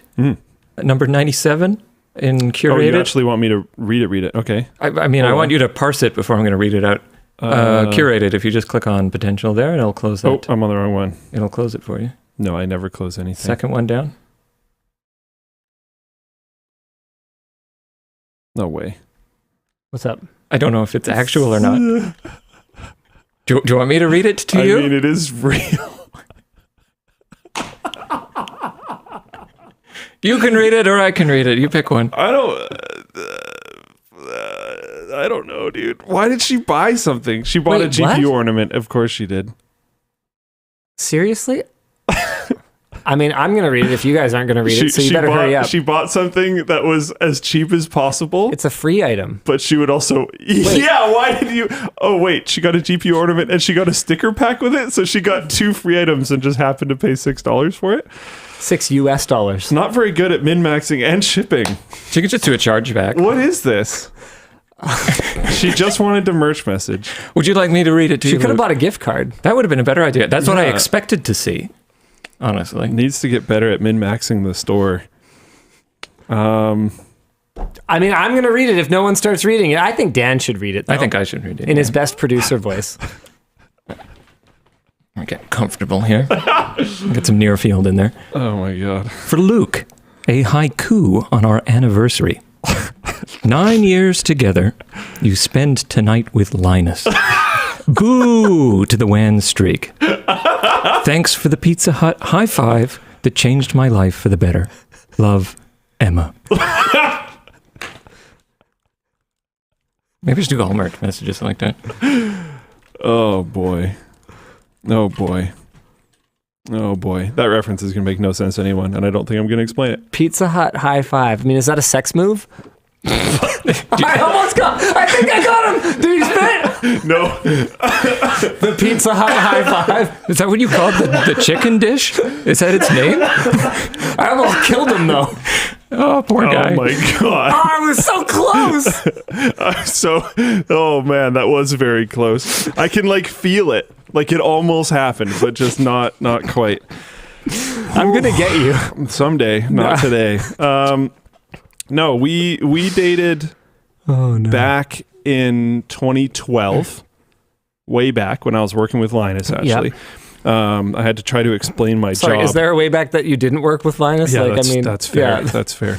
I just was referencing, like, I was technically working with you at that time, but it was back at NCX. Yeah, I had tried to explain my job, and it was confusing and all that kind of stuff, but we didn't date for very long. And then Yikes. we separated for, I think it was like 2-ish years. And then we got back together, and we went on one date, and it went well. And we went on a second date, and then at dinner, I very untactfully was like, so, like, what is this? What are we doing? Because, like, we already dated before. That's the most Luke thing to say ever. And I was like, And probably in exactly that tone. So, like, what is this? Like, not adversarial at all. You are a lucky man. Yeah. Because like I'd never dated someone twice before, so it's like I don't know what to do. I don't know what to do from here. I don't know what we're supposed to do. Wow, this guy with I was like, f***ing Chuck. are we like? I know what you mean. Oh my god! Wow. That was not the point. It's like the opposite, actually. Anyways. So yeah, I was like, are we like dating, man, or what's the deal? And then at Boston Pizza, they have these enormous tables. They're like actually huge. So after I asked this question, and then I don't remember exactly how it went, but it was like effectively yes. It would have been like super awkward to like get around this, like slide along the thing like 4 or 5 times, get around the table, and then like whatever. So we just high-fived.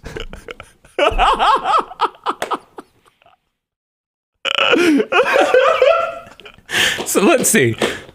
Luke's claim for this is he puts ham on the outside of a chicken breast, and he high fives his partners.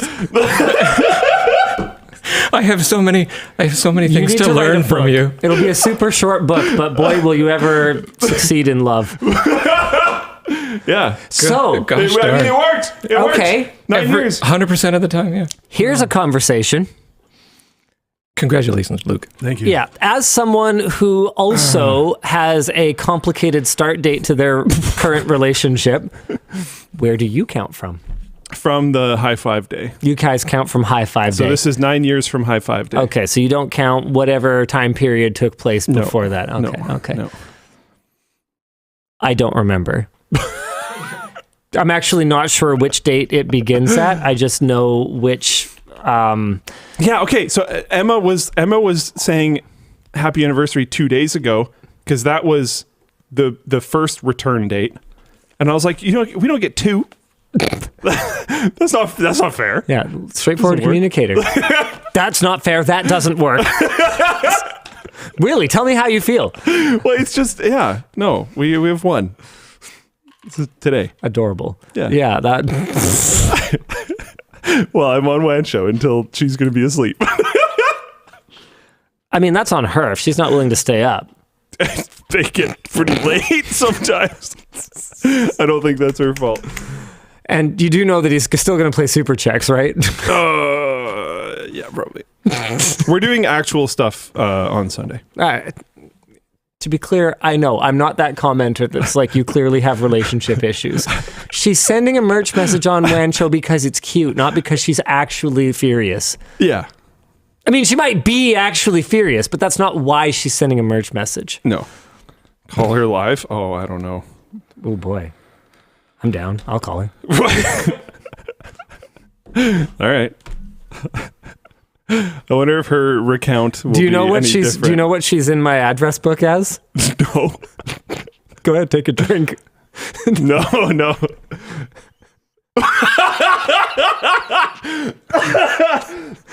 I know a lot of Emmas. When I entered her name in here, I didn't know her last name. So I put Emma in brackets, Luke's one. There is other Emmas under it, which is that's very funny. Oh man. Oh. Oh boy. Hello. What's up, Planty Time? You're live on the WAN Show. Oh hi. Hold on, I'm just gonna move this so I can get you a little closer. I don't know. The people wanted us to call you. The people. Yeah, Did they demand? Yeah, I think they wanted us to apologize. I think they wanted Luke to apologize for missing your anniversary tonight to keep the streak alive. That was very unlike Luke. Oh no, I said it was the people who wanted it, not Luke. Oh, okay, yeah. Yeah, it makes way more sense now, right? Yeah, absolutely. Would Luke have noticed? No, God no. He hates anniversaries. Oh No. boy. All right. Well, he's already beat red, so I think you've Mission accomplished. Do you want to give your version of the high five of how that happened? Huh? Do you want to give your version of how the high five happened? How the high five happened. So we had one date and it was great, and we agreed to meet up like 2 days later for date number 2. Mm-hmm. We watched a movie. Date was great. Mm-hmm. It was great. Wow. Yeah. Watched Creative. a movie, He pulled out all the went to stops. He Pizza watched Hut. a movie in Pizza Hut. Yeah. Wow, Luke. Sat across each other in the booth, and Luke looks at me directly and says, "So what is this?" And I told him, or we said some variation of like, "I guess we're dating now," or like, "Let's do this," some version of that.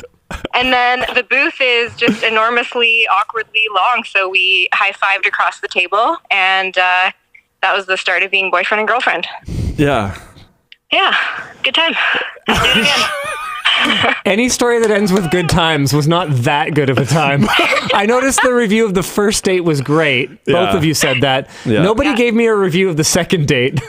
Yeah.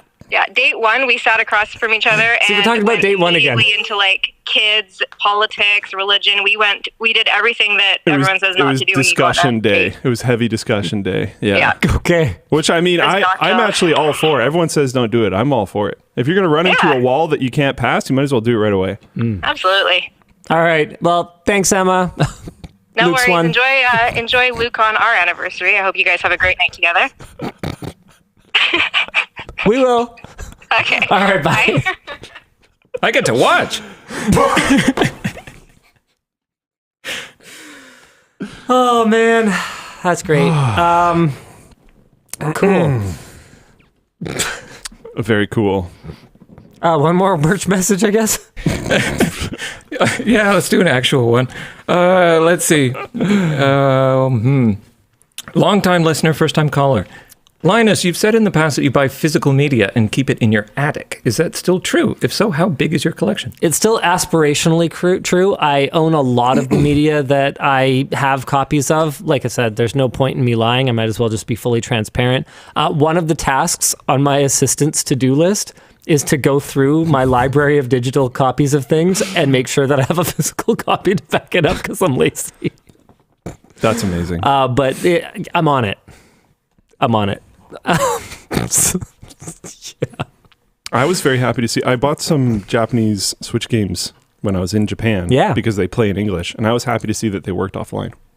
At least one of them did. Oh, yeah, I that's didn't good. test all of them, but I mean, now DRM's in just like everything. well, like it also didn't like require a download when you put it in. Like sometimes they're not even real, and yeah, I was happy it was real. Sick. Kelly 138 says, I need to pay an assistant to do that for me. Yeah, 100%. Game Grime says, if you buy a movie from Prime Video, do you feel okay about getting an offline copy? Yeah, I'd say that's over my limit. I've known people that are like, well, I pay for a Netflix subscription, so I'll just download anything that's on Netflix. And the problem with that is that Netflix tracks the watch time. And so if you're pirating those shows, then they are not getting credit for their watch time and they might not get renewed and the cast and crew might not get paid. So it does need to be some kind of one-time purchase if you want to own the media, sort of for me, from like from an ethical standpoint. Everyone has their own line, and that's something that I think a lot of people have misunderstood about my talks about this in the past is I'm not saying your line should be here, your line should be there. I'm just saying spades are black and shaped like spades. Yeah. All right, last merch message for now, and then we'll do a few more topics. Oh, yeah, sure. Your approach to bad merchandise is outstanding. Be that as it may, will the backpack manufacturer help defer some of these warranty costs at all? All right, why don't we do full transparency WAN show? We don't know yet. Yeah. Our sincere hope is that they will contribute, given that they played a very significant role in this. Up is really the only way to put it. The problem, though, is that in business, for most people, everything comes down to numbers. And like people keep trying to talk to me about the numbers of this thing. And I keep telling them it doesn't matter. And they're like, no, but it matters. And I'm like, right. In what way? And they're like, well, cash flow and P&L and all this stuff. And I'm like, right. But like, why do I care? And they're like, well, because cash flow and P&L and all this stuff. And I'm like, right. But does anything about this number change what we're going to do? And they're like, no. And I'm like, okay. then I had a very similar conversation to this recently about a totally different topic, but like, yeah, does this matter affect anything that's going to happen moving forward? No. Then why does it matter? Why are we even talking about it? Yeah. And it's like, I'm not trying to be disrespectful or anything, but this is one of those things. I mean, we talked about this a little while on the WAN show where it's like, no offense, but I've already got the answer, and I would get in trouble for this in elementary school all the time. I already have the answer. The answer is whatever it is. Literally nothing else affects it anymore because the answer is already the answer. So why don't we move on? And instead of worrying about, what our losses are here or whatever else, whatever other impact this is going to have on the business, why don't we spend time making Noctua screwdrivers to sell or making videos to sell to our sponsor partners, doing something useful to offset the bloody loss instead of sitting here counting it. It's like, and you know what? Look, it's people's job to do these things. I was going to say, I do think you still need to count it. Someone needs to know. Yeah. But I don't need to know. Yeah. The decision for what we're going to do is already made. And we do need to manage the cash flow in our bank accounts. We have never bounced a paycheck.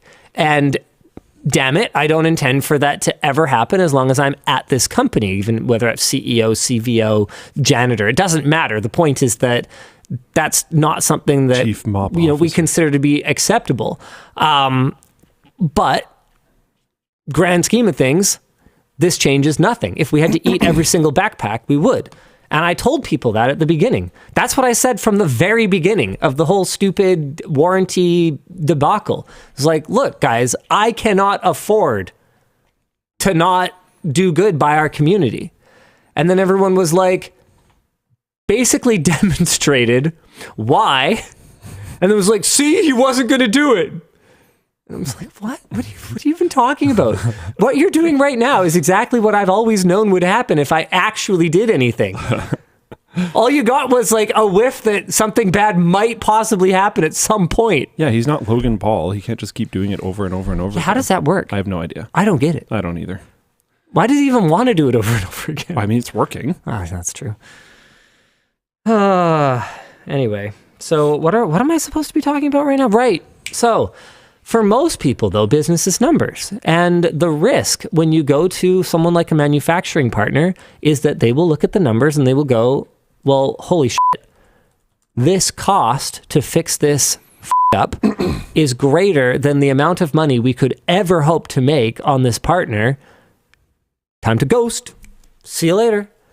So we have to figure out, as part of our philosophy of being good partners, we have to figure out a way to work together to come up with a solution that makes sense for all parties involved. And in all honesty, other than this up, which is what I'm going to keep calling it, they've been doing good. The quality of the bags is great. Very good. I was looking at the return rates for them. They're so low. There is a reason why no one noticed until you stabbed it. That's a whole... I didn't even think about that. That's a whole thing. Even the mining shaft guy didn't go through. It wasn't an actual hole. No, it was just a wear mark. It was hard. It was hard to cut the hole in the bag. Oh, no, I mean, it was referred to as a hole originally. The spot. It was just a scuff. It's just a scuff. It's not a hole. I had to work at embarrassing myself last week. It was awesome. You did great. Thank you. Hold on, I got one. He's had a lot of practice. So this was one of those things where, we've got to figure out, okay, well, how do we work together to continue to work together, but have you at least contribute to this problem? So one of the first things we did was we put a stop on a wire that we had out for something that we are ordering from them. I've made it very clear to the Creator Warehouse team that as far as I'm concerned, I'm willing to hold our notebook sling ransom. That's ready for order, but I'm willing to hold that order ransom in order to give them some incentive. Like, hey, look, you guys, there is money that you guys will be continuing to make from us immediately if all you do is, engage with us on this, help us with this. You got to give people a reason to care for the most part. And so we're going to negotiate. We're going to figure out what makes sense. We do believe that they should be covering a portion of this. But, there isn't unlimited money. And so you just have to kind of look at it. You have to go, okay, like what approximately is their margin here? What could they possibly afford to absorb before they just look at this relationship and go, this isn't worth it, and they walk away. They, I believe, will. So far, they have acted in good faith about previous f-ups, like the carabiner issue. I believe they are going to be helping us with coverage on that. So we would like to see continued help. We'd like to continue to work together. It's a good product. It's still selling well. Like we're still selling tons every day right now, even with this active controversy. And it's actually been kind of refreshing.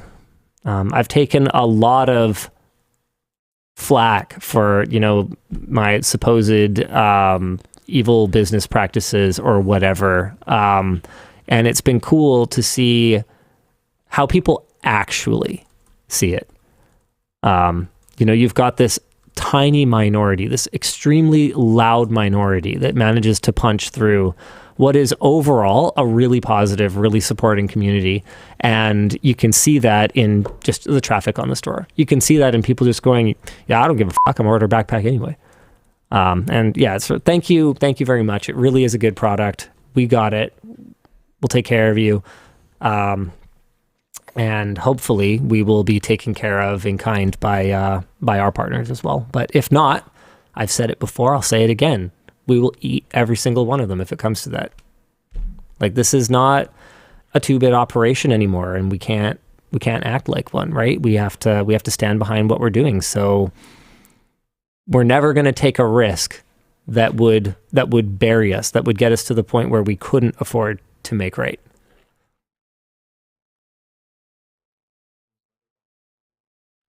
Wants what? A newsletter Boxing Day deal thing? Yeah, I got a message here from Nick saying he wants you to talk about the upcoming newsletter and Boxing Day deal. Upcoming newsletter. Oh, we have a ton of awesome newsletter content coming in the next few weeks. Upcoming topics. Oh, talking about apple leather. So the material that the Luxe version of the bag is made of. Full teardown of the mining backpack from last week. He says this is awesome. They apparently took it completely apart compared to a brand new one. And because we were looking for wear points, right? Like, we're trying to figure out how to make it even better. Do I really want to talk about this? I'm not going to talk about this.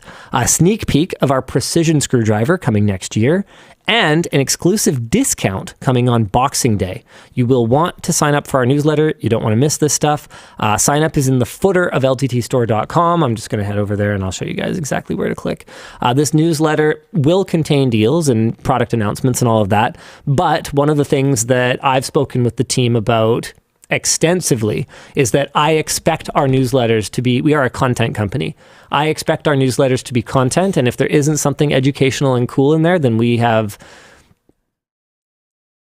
I shouldn't say we're never going to send just like, hey, a product launch update, but in general, you should expect to see interesting educational content, just like with the rest of everything that we do. So subscribe to our newsletter, you enter your email right there, and then you will be subscribed, and it will be awesome. All right. What do you want to talk about, Luke? I feel like I picked all the topics today. I left you some good stuff. We might as well get through the AI thing eventually. You don't want to talk about GTA 6? Yeah, sure, let's do it. I don't know what there is to say. Where's the topic? No, it's boring. Let's do the AI one. Okay, cool. Go watch the trailer. It looks cool. You'll be able to play it on consoles only. Yeah, sick. So I guess while the console people are waiting till 2025, we'll get it 2027? 6, maybe? 6, Yeah. maybe? Yeah, I'd say a year is probably. How long was the last one? I don't remember.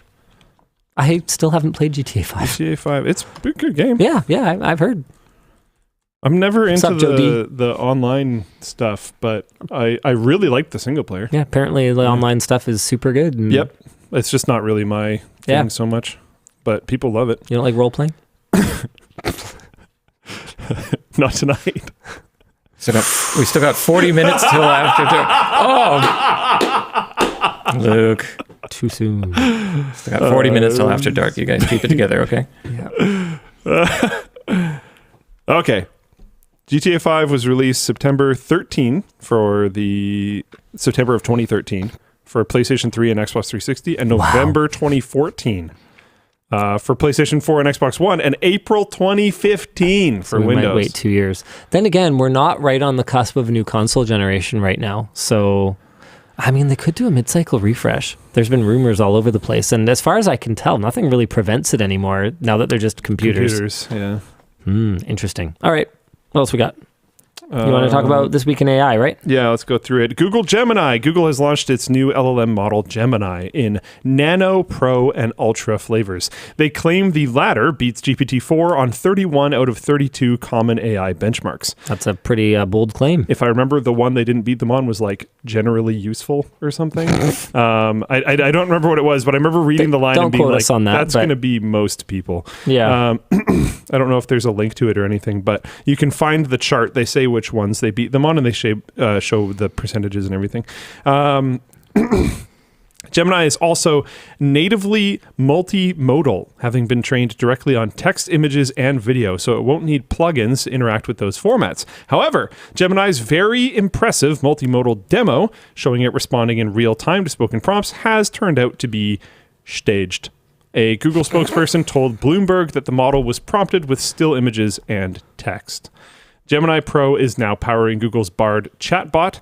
Ultra will replace it sometime next year. So can I just say that I just assume that any demo that Google does with Assistant and natural interaction is complete bullshit ever since they... Man, yes. I'm trying to think. I'm trying to think when I completely lost any faith that it would be anything like the product that actually exists on my phone.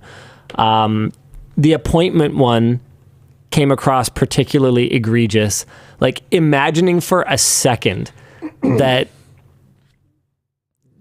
like it was going to be able, maybe your calendar, and I don't know, maybe this is just a me problem, but is anyone's calendar so simple that it is actually faster for you to say, call and book an appointment at this time, and there will be no back and forth, and there will be no complications if that time is not immediately available at the place that they called? Like, I'm looking at it going, well, yeah, what if that time's not available? And so what? My AI is now playing messenger with me about what other times. Like, I don't put absolutely everything. Are you guys all so conscientious? You put absolutely everything from every waking moment of your day into your Google Calendar? Like, how? I just don't really understand. Oh yeah, okay. So the thing that it lost on was common sense multiple choice questions. Oh, okay. Which I think is like, that's kind of key if you're going to ask it questions. Yeah. And then like that other one, we've talked about this a fair bit recently, just because AI has been in the news so much. But that camera that you were just supposed to like put places, and it was supposed to AI take pictures of important things. And I was like, I watched that video. I'm like, how could anyone possibly think that this is working at all? And then it didn't work at all. Like, yeah, what is even surprising? Like, I still can barely dial a phone number. Yeah, the Gemini demo, like, as I was watching it, I was like, this is not, like, obviously. No, yeah. And to be clear, I didn't know that it wasn't video camera picked up. Mm-hmm. But I was like, it's not real time. Obviously. This is produced. This is staged. Even if it is real time, these would be questions that it was like heavily pre-trained on specifically. Like, for some reason, Gemini is really good at detecting ducks or something. Like, yeah, they would have played into it. Of course. Why wouldn't they, to be completely honest? I don't know. They did it a little bit more than I expected. But so to be clear, this is still stupid and Google shouldn't do it. But I just don't know why anyone is surprised at this point. And if Google ever wants to change this reputation, they're going to have to start presenting realistic demos. Who are they demonstrating to? Because right now it just feels like they're demonstrating to shareholders. And they're trying to like, we're not falling behind, guys. Trying to sneak one. Yeah, they're trying to slip one by and go, no, it's like, it's really, really good. Google's still cool. And there's some arguments to make there. We don't like, just close companies down. If everyone else is, playing the same smoke and mirrors game, then yeah, in fairness, I guess Google, can't appear to Wall Street like they're falling behind or whatever. But like, at some point, aren't they all going to get in trouble for misleading investors? Like, maybe they should just take the high road. Just an idea, free of charge, Google. Handyman says stock was up 5% yesterday. Yeah, see, this is like, yeah. But I mean, the news yesterday, a lot of people were massively overreacting in a positive way to Gemini. It's like, oh my God, Google is back. Google stomped on OpenAI, blah, blah, blah, blah, blah, blah, blah. And it's just, they just watched the video and fell for it, which is going to become a much bigger problem in the era of AI stuff. This is like people who saw Tesla's announcement that every shipping car starting today is going to be capable of full self-driving. And like, I remember I was talking to like a Tesla fan person in my life a little while back, and I was like, they still believed it. And I was like, dude, why? How could you possibly believe that?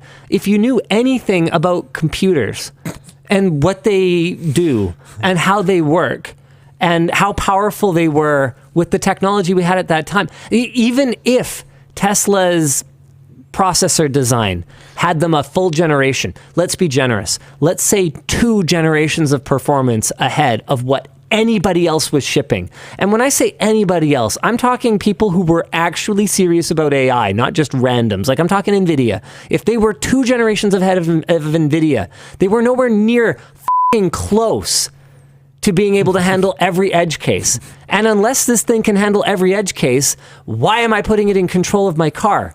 And now, I don't know, now that they just send poop emojis to the press instead of answering hard questions, I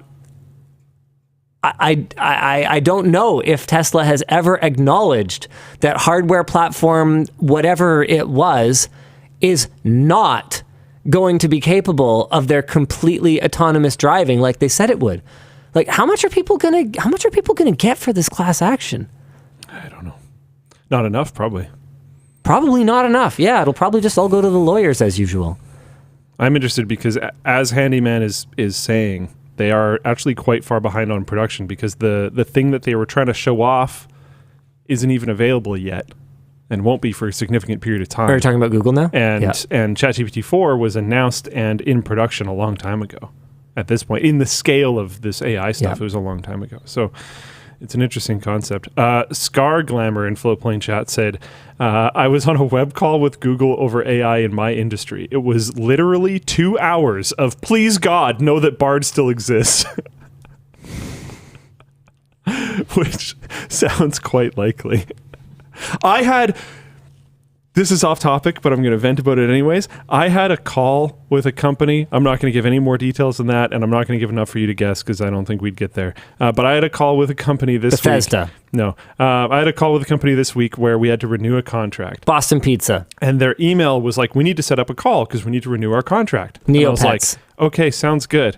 We sit on the call. Near the end of the call, like, it really feels like we're wrapping up. We're going through the standard rigmarole. Here's your new customer success manager. Here's your new this person. Here's your new this person. Here's your new, because you get new ones every time because people are moving through the company. And they're like, I'll be with you moving forward. And I'm like, sure, because I'll see a new one on the next call. Sounds good. But whatever. But near the end of the call, I'm like, hey, we're finally going to get to the contract portion. And the main person running the call is like, all right, now we'll book the next call so we can do the contract. And I'm like, what? And they're like, yeah, I think I know who this is. We can talk about this other stuff first. And I was like, nah, let's just book that. And I'm going to get out of here. Like, what's happening? This call was to renew the contract. No. Really? Different company, starts the same letter. That is exactly how all of those calls go, though. Yeah, okay. So it wasn't them, but... Okay, so it was a good guess, at least. Yes, it was. All right. It's so annoying. Just, I don't care.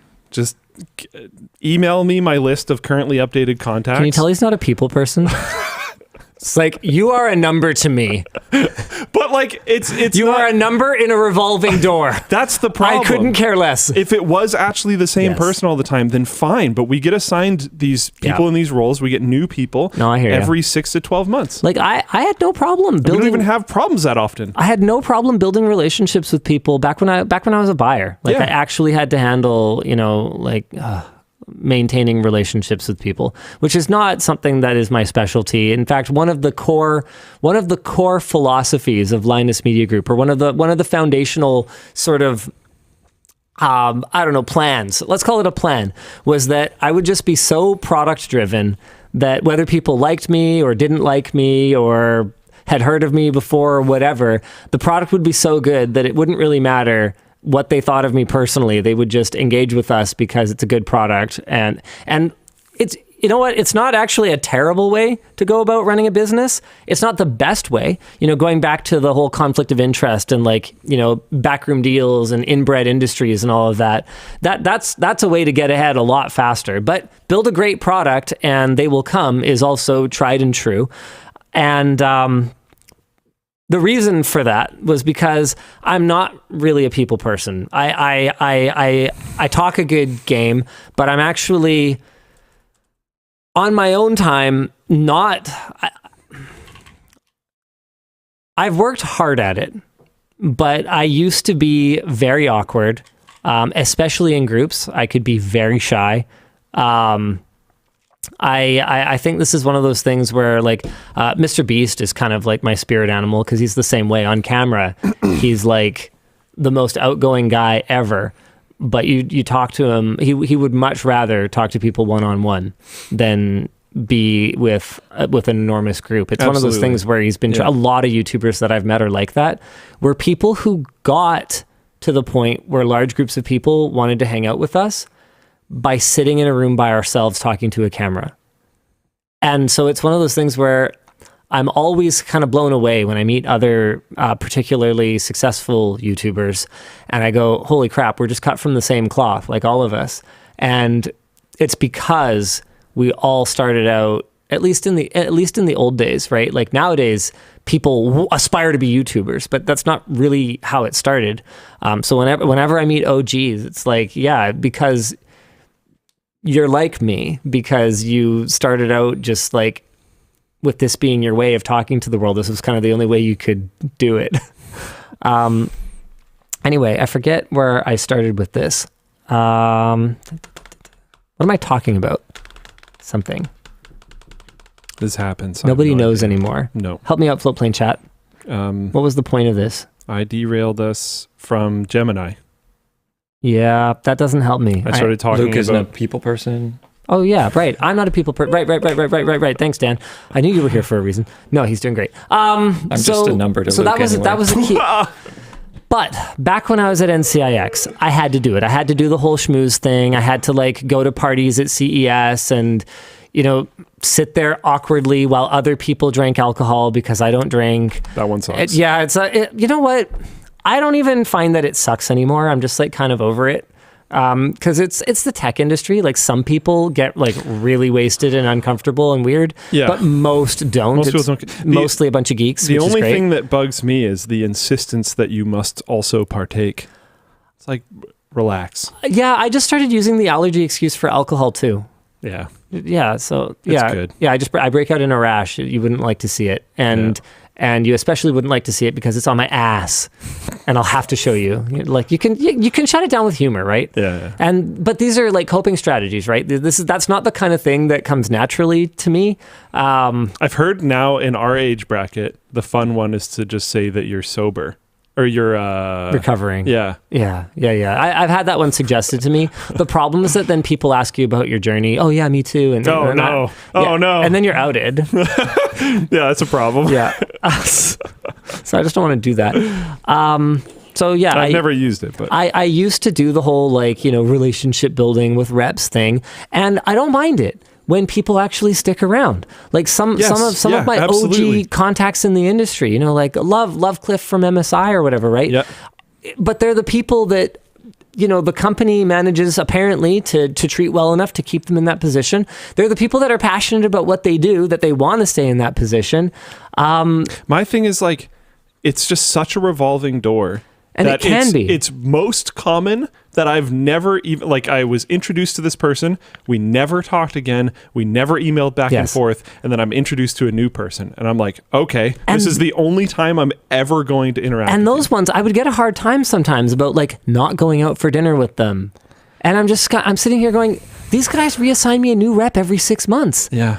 Why bother? Yeah. I would actually rather just enjoy a meal in peace. Yeah. Like put on a TV show on my phone, put in my headphones and sit and eat and get some peace and quiet because I've worked enough today.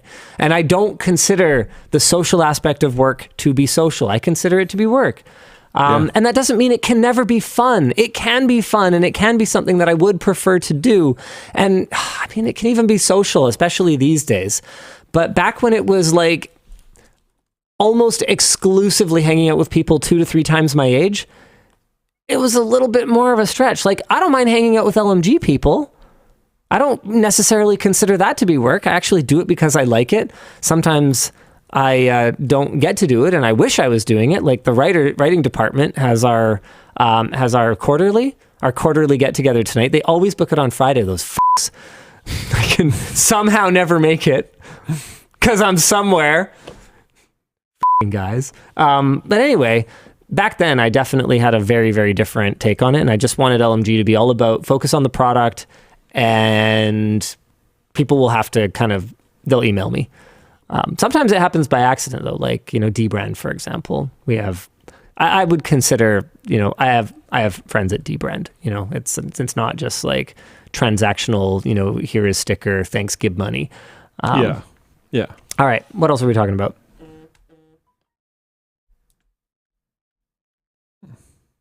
Okay, sorry, I'm dealing with something. What are you even doing over there? I'm trying to here. figure something out. He's present. If it helps at all, Emma, he's just as here as he is with you.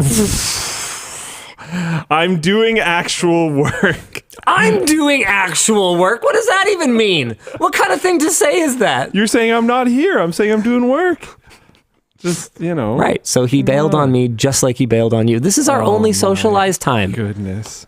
That's your fault! Don't even. Oh my goodness. Wow. Sheesh. McDonald's, quote, ask Pickles. Honestly, I have no idea what's happening. Google is helping McDonald's create a chatbot named Ask Pickles to help employees troubleshoot problems and push customers to buy more food. A little bit questionable on that last bit. So if there's a pause in the conversation, do you hold the pickles? Where's my bell, Dan? There it is. Oh, man. In return, McDonald's will give Google access to customer data from its apps. Of course they will. Oh, okay. McDonald's has been experimenting with automated voice orders since 2019. They spurred TikTok memes back in February due to order bots replacing Diet Coke with 9 iced teas. What? Added butter and cream packets to an order of plain ice cream and interpreted a request for 20 chicken nuggets as a request for 220 chicken nuggets. Oh my goodness. I'm into the last one. Let's go. It knows what I really want. Dude, that was our first was that the our first company Christmas party, essentially. Yeah, it was just a pile of chicken nuggets because they were on sale. It was a first anniversary sort of let's do this, boys. Yeah. I don't know if Yvonne is ever going to forgive me for us doing that without her. It was just spur of the moment. It was like, we're in CES, let's do one nice meal, and it kind of became... It wasn't really an actual, like... Yeah, but it like became that when we did it again the next year, and she also wasn't there. That's true. I wasn't going to bring that one up. Yeah. We do it right now. Yeah, we do. We do it up now. Yeah. Christmas party's friggin' awesome. But yeah, that's McDonald's Ask Pickles. We're moving on. We're going to Grok now. The beta has rolled out to all X Premium Plus subscribers in the US.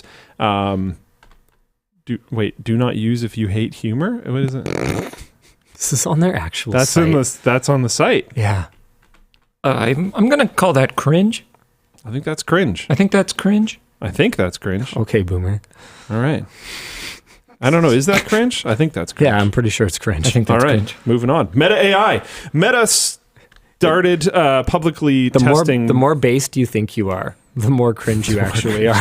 Yeah, you have to be called based by an external party. You can, it's like a nickname. You can't give it to yourself. You can't decide you're cool. Yeah. You have like an external review board. And your mom doesn't count. You're very based, son. Thanks, Mom. You mean a lot to me. Cringe. Oh, my goodness.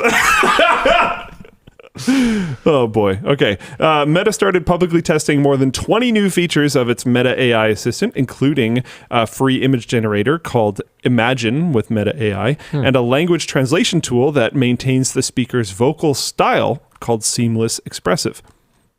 They also showed off their updated relightable Gaussian codec avatars.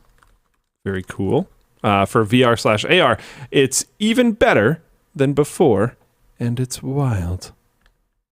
Let's take a look at that. I'm trying to sign into Facebook right now. I thought I was signed in on this computer, but I evidently am not, and it will take me a spicy minute to get signed in because I love insert current year. Okay, hold on. And how easy it is to sign into anything ever. Okay, what am I looking? Excuse me, what am I looking at? I think this is AR person through the glasses, and then that's AR person on a monitor. So I'm going to do it again. AR person through the glasses. Accurate at the hair strand level? AR person on the monitor. Wow, that is pretty That's actually cool. insane. And then I just honestly don't even know what we're looking at anymore. Wow, that's a recreation, isn't it? That's nuts. That's crazy. Okay. Wow.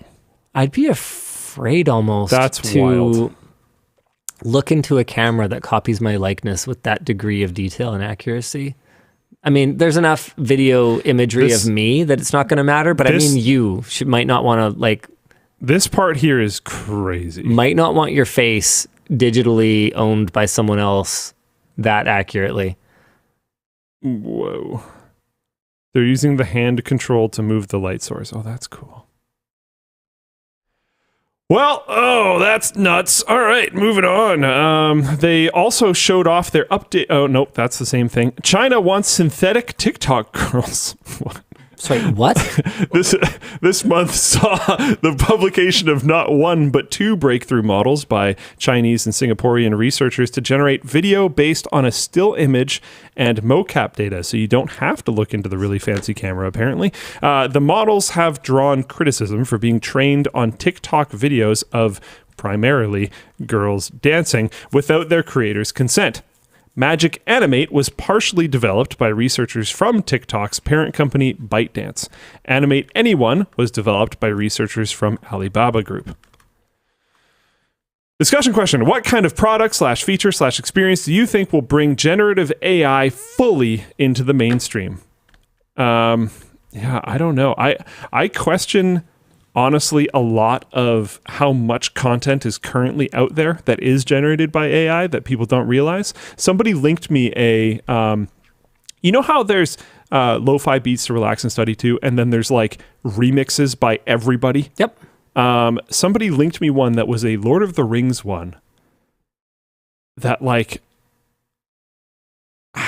it just has me questioning things, you know?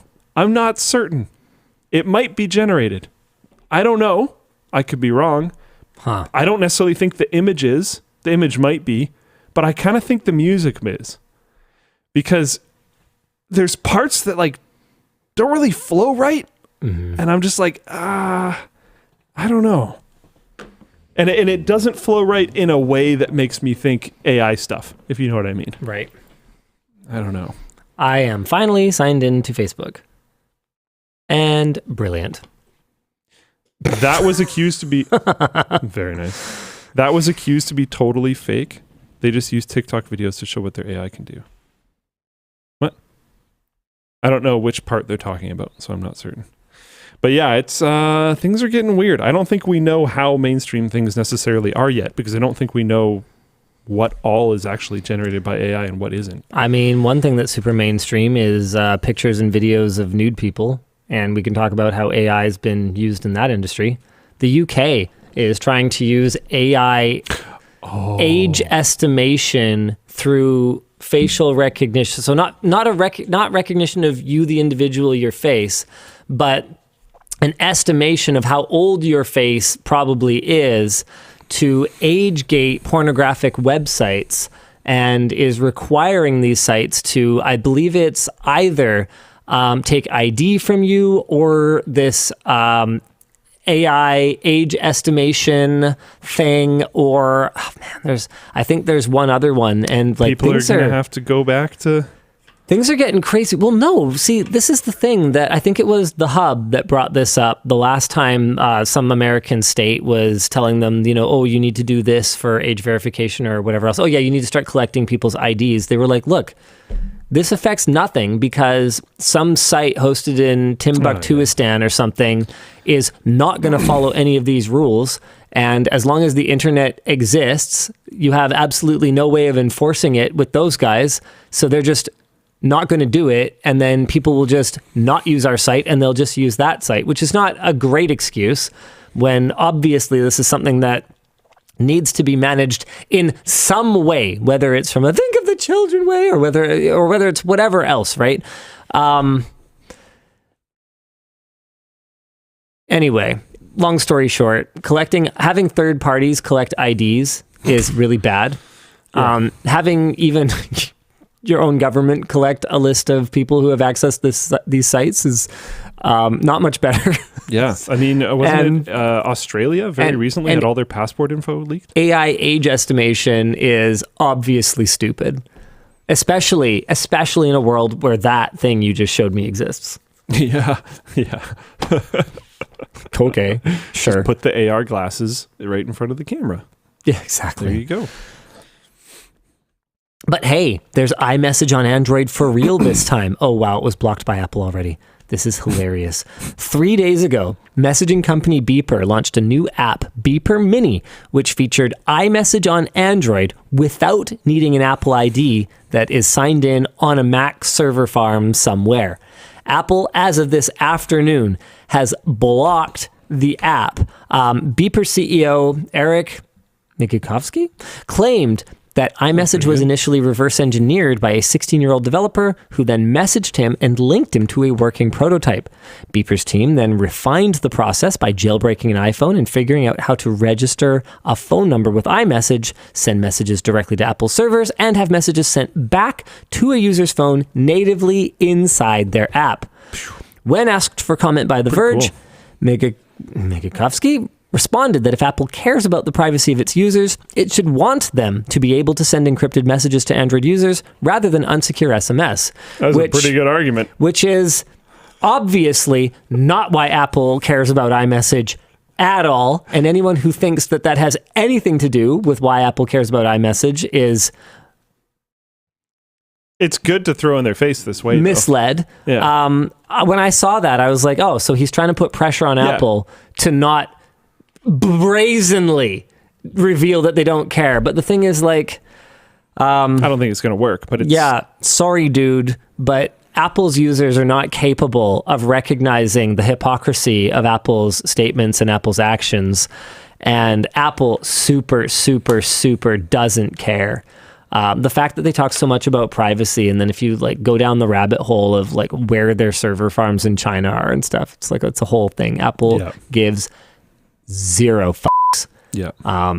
Like it's I don't know, man.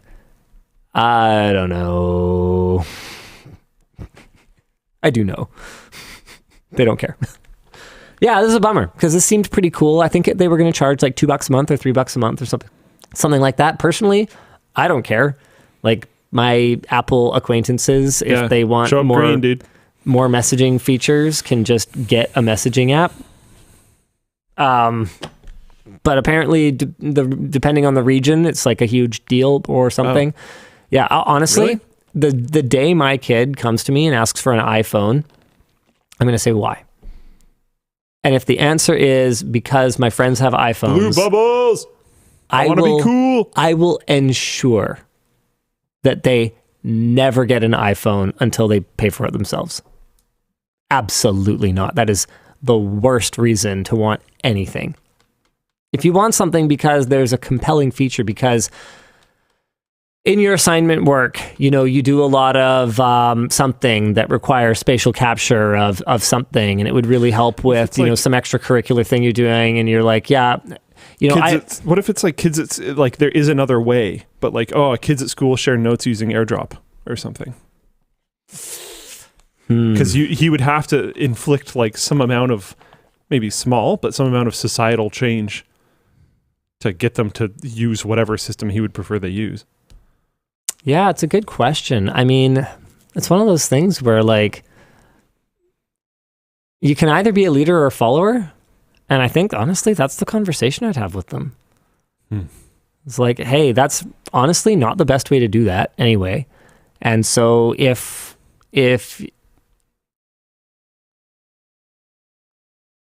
maybe help him like set up a better solution, and then just his job is now to prove that it's better. Yeah, just one at a time. And also, like, why aren't you taking notes? Besides, if you're the owner of the notes, then everyone should be coming to you for whatever your solution is, right? Like, it's be a leader, be a follower. There's only really two options.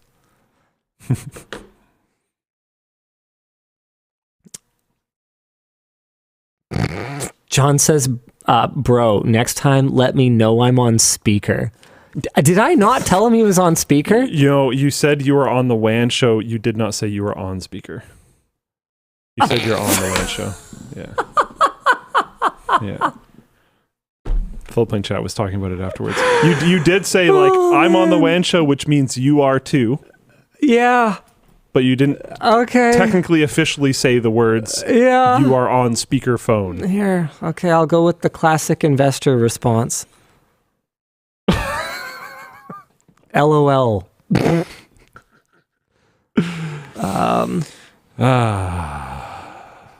Oh my God. Nick says, you don't mind hanging out with people now because you're the one who's 2x everyone's age. Throwing back to that conversation. What a guy. Got him. John did actually say hi WAN show. Did he? Oh, yeah, got him then. Yeah, I think he did. Boom. You said you're also on WAN show, and I think he said hi WAN show. Boom, roasted. I still think you didn't technically say you're on speaker. He might have also meant pass along hi to WAN show. It's like, hey, I'm with my wife. Yeah, okay. I say hi, wife. Hi, wife. Hi, wife. But he didn't say. No. So you both left some things up to inference. Yeah. Maybe we should have had more AI.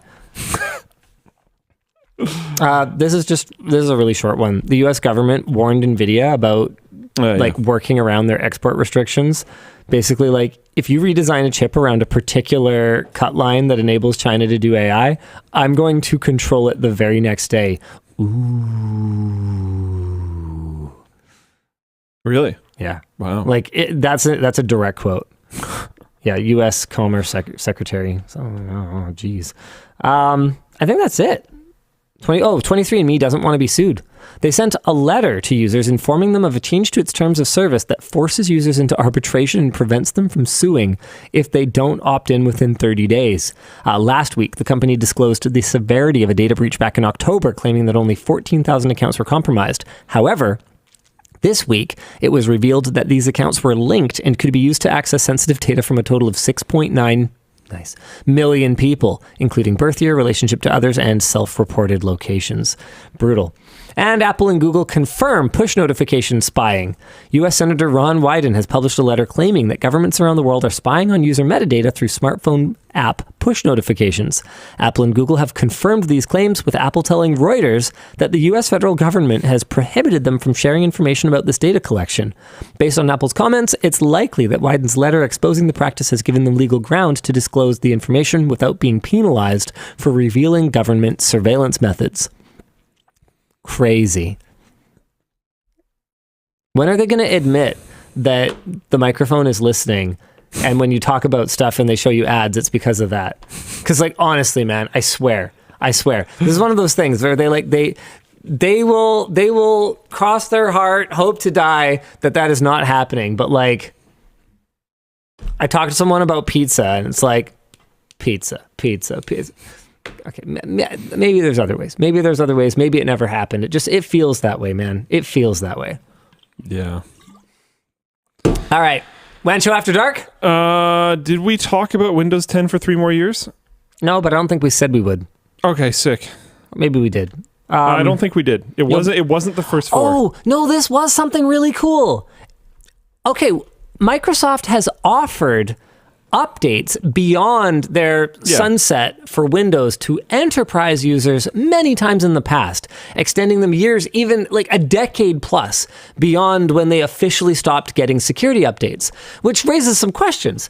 If you guys are doing the work anyway, why not just let people run this OS if they want to? And I get it. Microsoft wants people to kind of move on. You know, let's move past it, because there are benefits to running newer Windows, I guess. These are not the droids you're looking for. But this is cool. They've never made that available to the general public before, but with Windows 10, they will. I just think that's really cool. They haven't announced pricing, but they will be purchasable 1 year at a time. According to StatCounter, Windows 10 is still 68% of desktop Windows versions in use worldwide. This happens all the time. Just in case anyone's like, oh, that means Windows 11 sucks. That same thing happened with 8. Same thing happened with 7. Same thing happened with Vista. Windows 11 fanboy right here. Same thing happened with XP. I loved XP. I loved 7. I don't love 11. I can't believe you use 11. You don't. It's disgusting. The operating system doesn't matter. You know what's really Don't disgusting? spend any time with it at all. It's not WAN Show After Dark yet. Yep. Do you want it to be? Yeah. Yeah. This guy. It's not my... Man. I need one more person to buy a screwdriver shaft extension. Why? Here, hold on. I just need to do a thing real quick here. Because we're so close. Oh, we're right there, dude. We're almost there. And add clear, one other thing. That's not total sales. Make sure you get something from the bonus bin. Okay? Oh, yeah. Yeah. So if you buy one shaft extension and then add something from the bonus bin, we're going to be there. We're going to be there. I'm going to leave this up till that happens. I'm leaving it up. Wow. This is a small fraction of how many of these we sold. Yeah, but that's just what went through merch messages. Oh, that makes sense. Okay. Mhm. Yeah, Noctua edition. You guys seem pretty stoked on it. So that's pretty cool. Someone's going to do it. I'm waiting. Oh, and the stats are broken this week, apparently. Oh, okay. Well, that explains it. Oh, no. Okay, don't add a bonus bin item. Don't add a bonus bin item. I mean, you can if you want, but just it won't be nice, you know? Okay, Mountain Dew. You have to increase your page size to see proper stats. Mountain Dew Raid AI. Twitch thoughts? What am I even looking at here? I don't have that one. I just need this number to go up by 1. Oh, wait, but if the stats are broken, then it might not go up. You said you need to increase your page size to see proper stats, but I made it max and it's the same, so I don't know. Maybe our laptops, they can't handle it. I give up. Oh, maybe if I refresh it. Do I need to refresh it? Oh, yeah, it's done. It's done. Here we go. We're done. Oh, well. Yeah, anyway, it's done. Owned. Woo. Wasn't that exciting? I mean, I was pretty excited by it. Okay. Okay, yeah, let's see. I need more of this. There we go. Dang it. Second cart. Consolidate much. So the second question, how will you be changing your final project approvals going forward? For example, full teardown of the final product, including cutting it apart. Not everything will be necessary to cut apart, but I'd say anything that has something inside it, yeah, we'll probably want to cut it open and make sure that all the things that are supposed to be inside it are in there. I mean, there probably would have been ways for us to non-destructively figure that out, just like kind of filling it. We just didn't think we had to check for that because all the samples that previously had been done to spec. It's a mistake. It's one of those ones that's really frustrating because it shouldn't have happened. And yeah, we're gonna figure out what our processes need to look like. We don't have anything that we're imminently launching that would be affected by something like this, but the next time it happens, yeah, we're gonna be much better equipped. I mean, this is one of those things. You live and you learn and you do your best and you just kind of make it right with the customers as best you can going forward, and you survive and you live and you learn some more, and then one day you wake up and you're a screwdriver company. It's been amazing, especially with how much hate there was and how much flack there was. It's been kind of funny to watch how many people said this would be a complete failure and how they have just vanished. Yeah. I have personally read hundreds, if not thousands, of comments about how stupid the backpack is or the screwdriver is or what failures they are or what failures they were going to be. And I haven't found one from someone that was like, I was wrong. Because that's haters, right? Like they show up, they hate, and if the hate's not accurate, they go hate something else, right? It's not about this. It's not about the warranty. It's not about the backpack. It's not about any of that stuff. It's about just like being angry. And it's that's something that I sort of realized a while back, and it's given me a little bit more empathy for it, but it's still just like, yeah, I wish for a better, more happy life for you, basically. What else we got? Hey, DLL, what are your thoughts on the recently announced RAM Ramcharger, an EV truck with a gasoline range extender? Would you review or buy one if you could? Not a truck guy, but I could see the office having a use for that, just like we use the Volt all the time. I mean, it's pretty much the Volt. It's an EV with a gasoline range extender. And I don't think I need to do another whole thing about how much I love the Volt. It managed to generate a thread on the forum. Someone tried to pick apart everything I said about the Volt and like how stupid it was and how like it's like heavier, so like you go through tires faster and like all this stuff. And I'm kind of sitting here going, there's two kinds of people in this world. People who love the Chevy Volt and people who have never owned a Chevy Volt. Then there's zero overlap between those groups as far as I can tell, and they basically got dismantled by someone else on the forum. Yeah, I love the concept. I think it's the right way to handle that balance between mining, the damage we do by mining precious metals and the damage we do by burning fossil fuels. We minimize our burning, we minimize our mining, and we create this one vehicle that's like, you know, obviously building a car is like environmentally devastating. No, there's no good way to do it, and anyone who tells himself otherwise is kidding themselves. But if we can minimize, if we can help with it, yeah, I support that. I think that's awesome.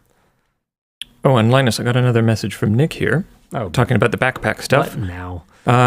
For future, we've also already added experts in materials design, which will help with situations like this. Oh, yeah. I mean, we hired Tatiana, 6 months ago or something like that. So we've already, it's one of those increased things our where expertise ahead of time. By the time a scandal takes place, we've already implemented things that would help prevent it in the future, but they weren't there when that thing happened. I don't know.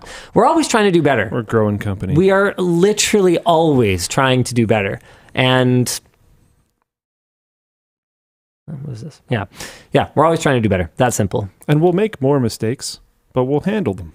Music Mutt It'll be asks, okay. I bought a backpack right before the announcement on the show today. Will I get the $25 credit? Yes, you will. Don't worry, we got you. Has Linus seen Fanboys yet? I can't tell if it's a good movie, but I love it. I haven't. My sister recommended it to me. Yeah, okay. Yeah. Have you watched Clerks? I have seen Clerks. Yeah, okay. I love Clerks. I love Clerks as well. Fanboys was all right. Yeah, I read the synopsis, or I read the normally I don't, but my sister recommended it, and I love my sister, but her taste in movies doesn't overlap much with mine. And so I read not the synopsis, but just the box, summary. And I was like, Yeah, I was big Omega fan of Clerks, and then watched Fanboys and was like, okay. Yeah, okay. Hey, we'll have to do we'll have to do a movie night because I installed something. Well, someone installed it. Oh, yeah. Got something crazy. Did I talk on WAN Show about the biggest TV in the world last year? Yeah, absolutely. Did I? The horrific Chinese one that you couldn't get out of China because of we talked a about whole it bunch initially. of yeah. Okay, but did I talk about that I have it? You did not. Yeah, didn't think so. Okay. Well, I have it.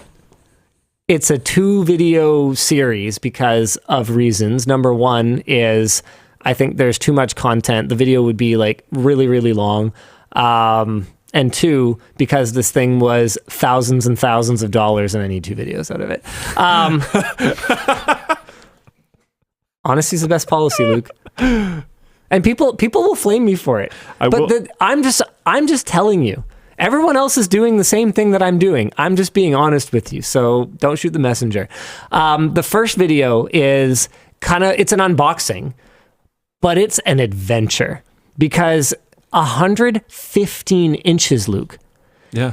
It weighed twice as much as what the website said it did. Is there anything else that's... Because Chinese specs, I guess, Is right? there anything else that's inaccurate? Have you measured things? Hold on. Or is its brightness accurate? So the very process of getting it into the building was an ordeal of epic proportions. Yeah. Like the box for it. It's a multi-layer box, and once we had it all like packed out, it was like a maze in my rec room. Like it's incredible. The scale of it. 115 inches sounds like almost double the size of a 65-inch TV. Yeah. It's not, because it's diagonally measured. It's so much bigger. It's enormous. And it weighs so much. It comes with these silver handles that look like butt plugs that have threads about this long. I just didn't think he was going to say it, but they do. They have not safe ones. They're not flared at the end, but they have threads about this long. You screw them into the sides of the TV at about this height and this height, so that two like strong men can move it. Yeah. It's move it. Yeah. Crazy. Yep. So the first video is getting it to the point of powering it on, because there's some, oh man, okay, I'm going to spoil one roadblock. You cannot get past the opening splash screen unless you have a Chinese phone number. You can't get a Chinese phone number unless you have a Chinese ID. So even just getting the thing turned on in the first place was an exercise in patience and hard work. And you wouldn't think like my wife. With the equipment supplied. Okay, I kid. Sorry, what were you saying? Nothing. Don't worry about it. Anyway, the point. Did we both make the same joke? Continue. Related. Please continue. Nice. Yeah. Then part 2, we get Brandon from the lab out. We measure this thing. I had some time to experience it, try different kinds of content on it, and I love it. Every piece of content that I have put on it is like I've never experienced it before. And what's really cool about it is watching SDR content. Maybe the color experts out there, guys, forgive my ignorance here. Color science is something that I have learned enough about to get through that segment of the video and then move on and kind of forget half of it and then look into it again. Like I've built up a little bit of knowledge about it, but it is as much magic as it is science. It's crazy. As soon as you start getting into light and color mixing and the perception of the human eye, it gets mind-boggling. But something that I have never understood is when you've got a display, like this one, for example, I think it'll do like 800 or 900 nits peak brightness or something. Why is it that the SDR peak brightness is like a third of that? And that's always the case.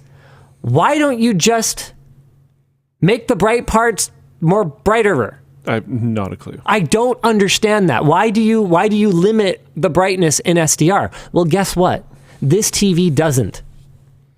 It will do literally 5,000 nits peak brightness on SDR content, depending on the conditions. It will do a full screen flash. Not even a flash. Like, as far as we can tell, actually get flashbang. It can do full screen white at 850 nits across its entire 115-inch diagonal surface. What is the power draw on that? Playing back SDR content. God. So I put on How to Train Your Dragon, like the one from 2010, the first movie, and I flipped it on for Andy and Andrew. I love that Andrew is Irish, so I'm always like, what about second Andy? It doesn't matter. The point is, I put it on for both of them. I'm like always saying that to him. I shouldn't. I put it on for them, and I was like, okay, this is mind-boggling. And they're like, the opening scene where the dragons are like attacking the village with fireballs or whatever. And I was like, okay, but wait for it. Like, is your mind blown? They're like, wow, the size. Wow, it looks so good. I can't believe, I can't believe it's not OLED. The darks are so dark because it's mini LED, full array, local dimming. 20,000 zones. What controller is even driving that? Okay, it doesn't matter. The point is, I was like, guys, you haven't even noticed the craziest part. This is SDR content. And they were like, no. Is HDR content like painful? It reaches the same peak brightness in SDR and HDR. It just is black to the whitest white, and it just is like, okay, I mean, yeah, why not? That's what I would like to understand. And whatever your answer is not good because they did it. They did it. Yeah. And so that's what I want to know. And now that I've seen SDR content that isn't just kneecapped by not allowing the screen to go to full brightness, it has me questioning everything about HDR, Luke. HDR still has a wider color gamut. It still looks better. But we could have had SDR that looked flipping great for years. A lot of the marketing stuff of HDR was around the brightness, the peak brightness. Yeah. And not just the peak brightness, the difference between the peak brightness and the blacks. And you could do that in SDR, it turns out. Apparently. Yeah, so it's 115 inches, not 150. And the full screen white was 850 nits. It's only in small points where it will do the full 5,000 nits. But on the 115-inch TV, you got to remember, a 1% window is like this big. So have you watched Pirates of Silicon Valley yet? I haven't yet. That's funny because that's going to be so boring on that TV. Just like all takes place in like ugly 80s offices. A lot of it's just offices and stuff. There is some, I mean, there's some scenes in there with Bill Gates, like when he gets arrested and stuff. That'll be outside. But I mean, yeah. It's not like a show off a TV movie. I'll say that much. Hold on. Who just said this? Hold on. Someone just said no HDR on Linux. Someone in Floatplane chat. No, yes, Steam Deck. I can't wait for Steam OS to just be an OS I can just run. Is that a thing? Is that going to be a thing? Apparently, someday. Cool. I mean, it's Valve time, so who knows? But theoretically, yes. Maybe in 20 years. Yeah, this is TCL's 115-inch TV. Okay, what else we got? Okay, let's see. Another fun fact about your screwdrivers is that they are able to be decontaminated from radioactive material if exposed. It happened to mine again. Yes, I did tell all three of you about this at LTX. That's hilarious. I totally forgot, but that's really cool. Yeah. I don't know what the process is for decontaminating a screwdriver because of radioactive material exposure, but apparently it survives it, and yet you've bought another one. Are you sure it didn't destroy it?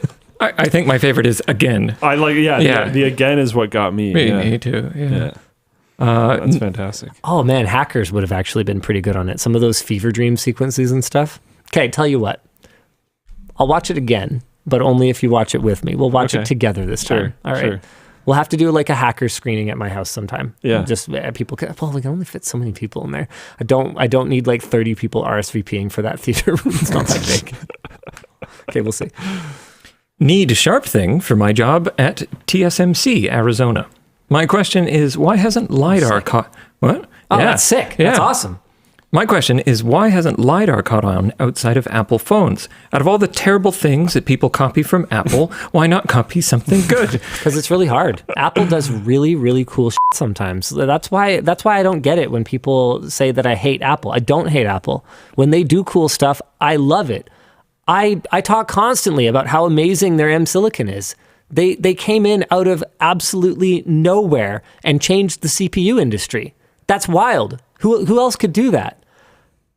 I just hate it when they use their incredible power for evil. That's what I hate, and they just do it a lot.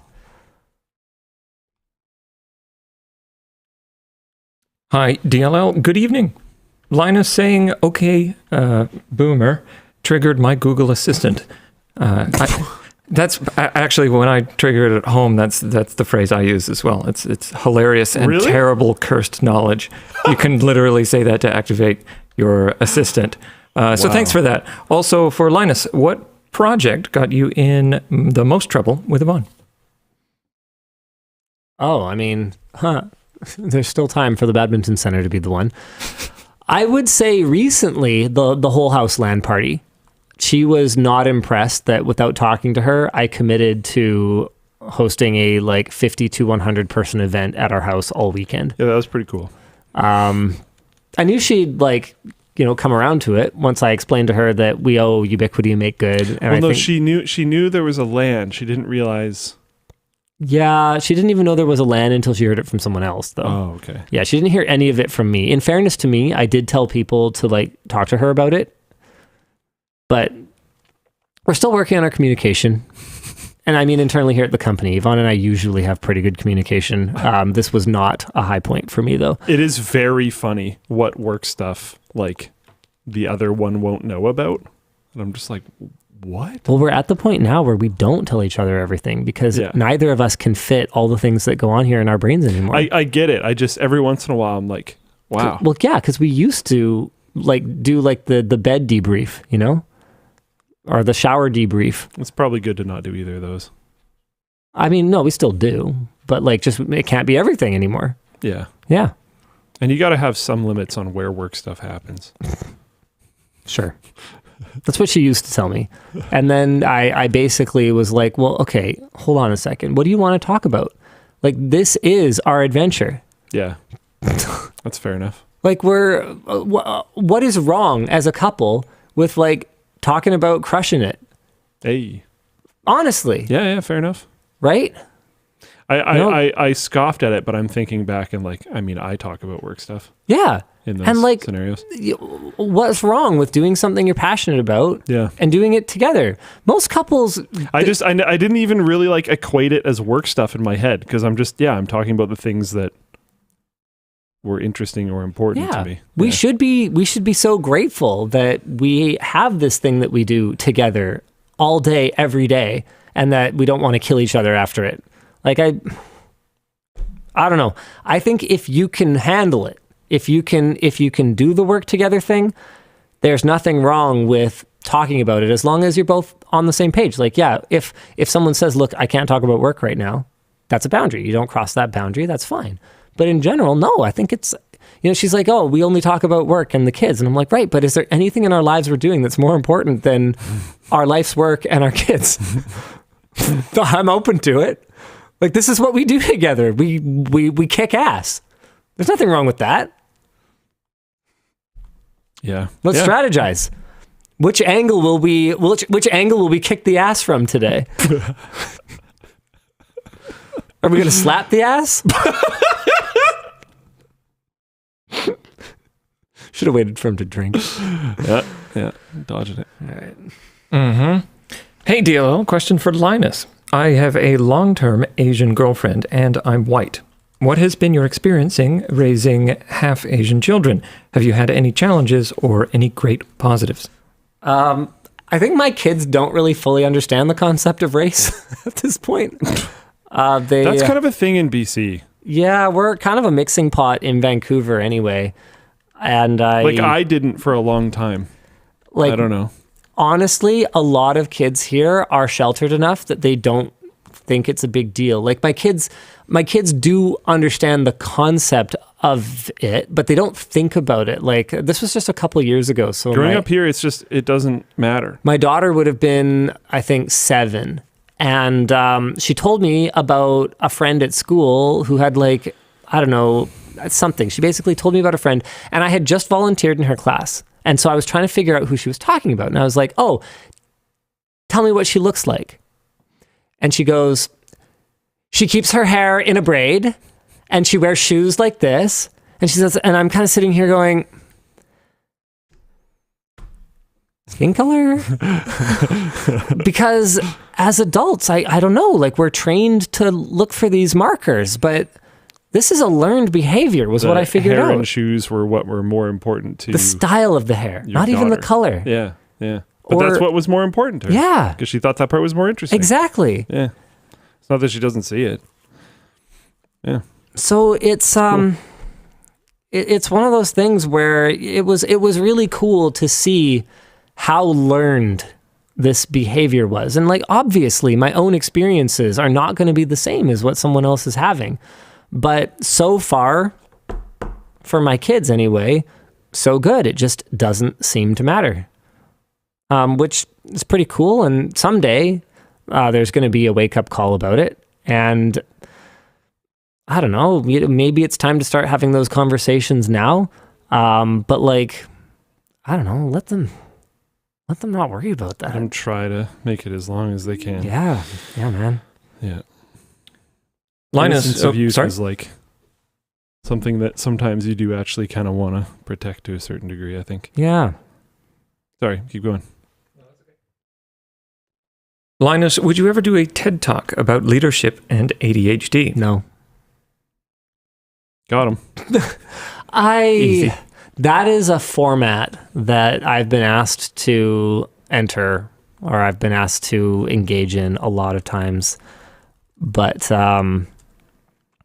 this was a potential that I curated. I interpreted it more as like, would you ever give a talk, not specifically a TED Talk? yeah, we've been pretty deep in negotiations a couple of times, and every time, what I worry about is what would I say. And it's not that I have nothing to say. I mean, I sit here and I talk to you guys for 4 friggin' hours every week. Like, obviously, I can talk if instructed to. But I feel like you guys are chill, relatively speaking. Every once in a while, something will get clipped out of context and just show up on somewhere or whatever, right? But like, in general, when I'm talking to you guys, this is a relatively safe space for broadcasting on the internet. And so if I trip over my words, or if I forget what I'm talking about mid-sentence, because these are things that I do, speaking of, sorry, I don't know if I ever let you finish. Yeah, the ADHD thing. Speaking of, like, I'm highly distractible, right? Here, that's okay. I can just say, oh yeah, what was I talking about again? I'd feel a lot of pressure in a format like a TED Talk, something more formal. And that's something that even for someone who has experience speaking, even publicly, right? Like at LTX or whatever else, I just don't know if I really need in my life. And then the other thing is, what would I talk about? I'd want to talk about something that I can speak about with authority. So something I know cold, and B, something that isn't just available for free in the existing library of content that you can find. It's like, okay, well, these are not circles with a lot of overlap. So I'd have to like intentionally withhold something. I don't know. I just don't really see a ton of value in it, I think is the biggest issue. The paycheck looks good, but it'd have to be exactly the right opportunity, and it'd have to be exactly the right topic. Hey, Linus, I'll be a new dad soon. Woo! Just picking up ABCs of gaming and the shape sorter. Nice. Any advice for a father-to-be? Get ready. It's fun. Enjoy it. I mean, most of my kids are barely big enough for me to like hold them. Don't take video clips that are always staged. Get lots of little candid stuff. Like, you'd be amazed how fun it is to just watch a video of like your kid brushing their teeth when they're 2, or try, get the everyday stuff, because honestly, the posed picture is not what I ever enjoy looking at. Yeah. It's always the candid. And you don't want to be necessarily the parent that always has, the DSLR in the kid's face, constantly or whatever, but just capture moments, capture the everyday moments. Those are the most magical ones to look back at. What were the fashion department's thoughts of favorite clothing of other brands survey from a couple months ago? I don't think I've gone through it with them yet. I'm sorry. I wish I had something to add to that. Hi, Linus and Luke. How's your experience with the 7900 XTX recently? I've been having many driver crashes, and the FSR disadvantages versus DLSS, like in Alan Wake 2, really made me second-guess my choice. Cheers. I was doing potentials. What was that? Sorry. How's the XTX going for you? Not good, actually. Mm. Yeah, it's gotten worse. All it was good, very good, up until quite recently. And now I've started having some pretty bad crashing problems. I had a full system crash one time. I had one situation where my driver crashed rapidly, like 4 times in a row, and then locked my entire system. So all my screens would go out, standard driver crash, it would come back, I'd be good for 4 or 5 seconds, then it would happen again. And then I had to just power down my system, power it back up, and then I was fine.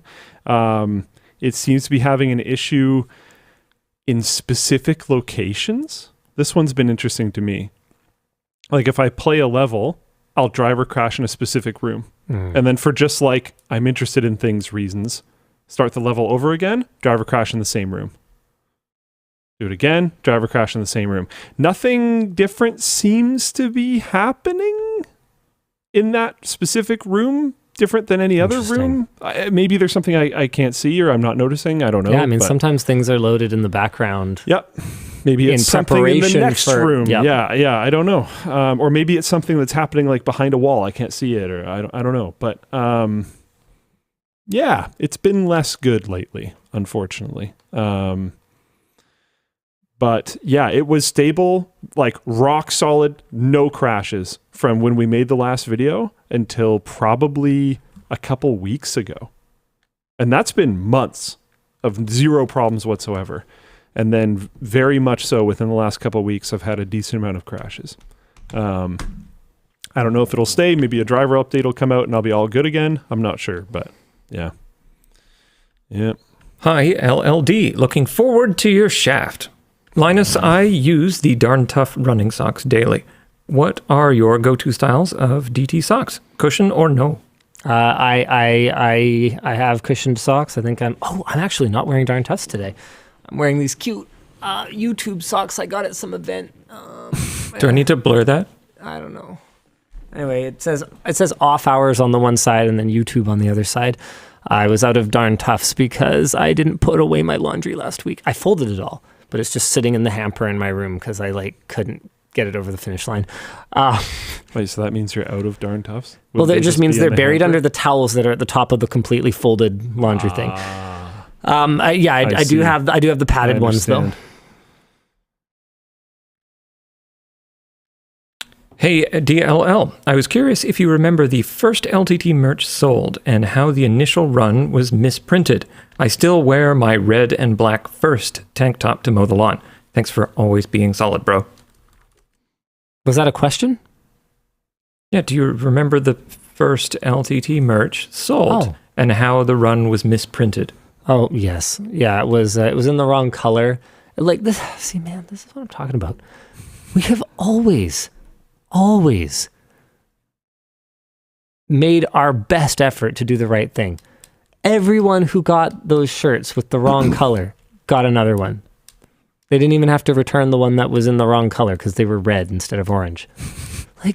Oh yeah, I remember that now. I honestly didn't remember this at all. This is the whole thing. This is the whole thing where I just I look at this and I sit here and I go, I get it.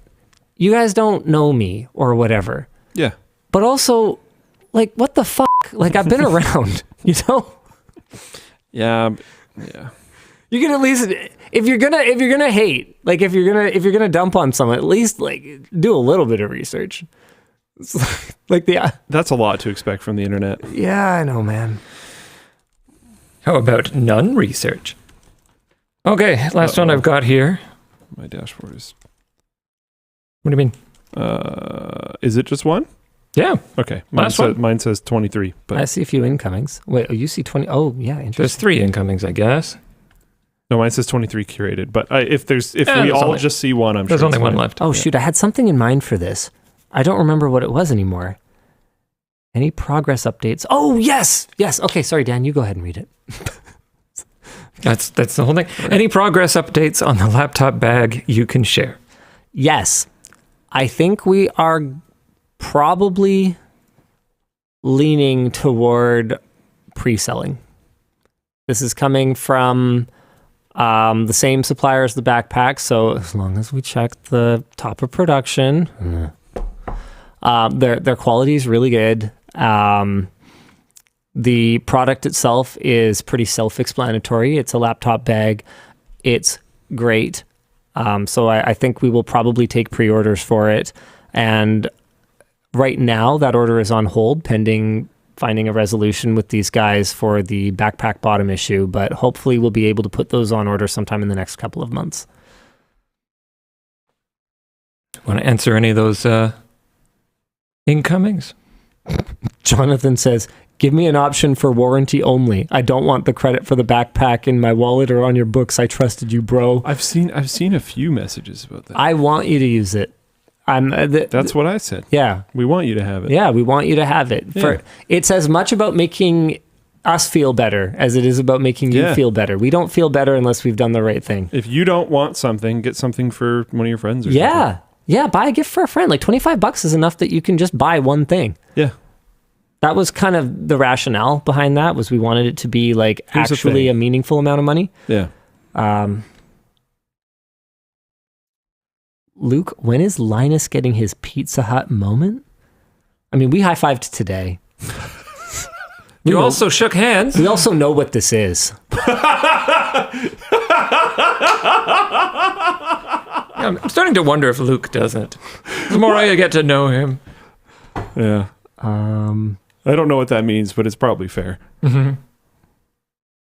Chris asks, what are your thoughts on employers prying eyes on remote employees' activity, gauging performance based on stuff like logins, account checkouts, etc., like that?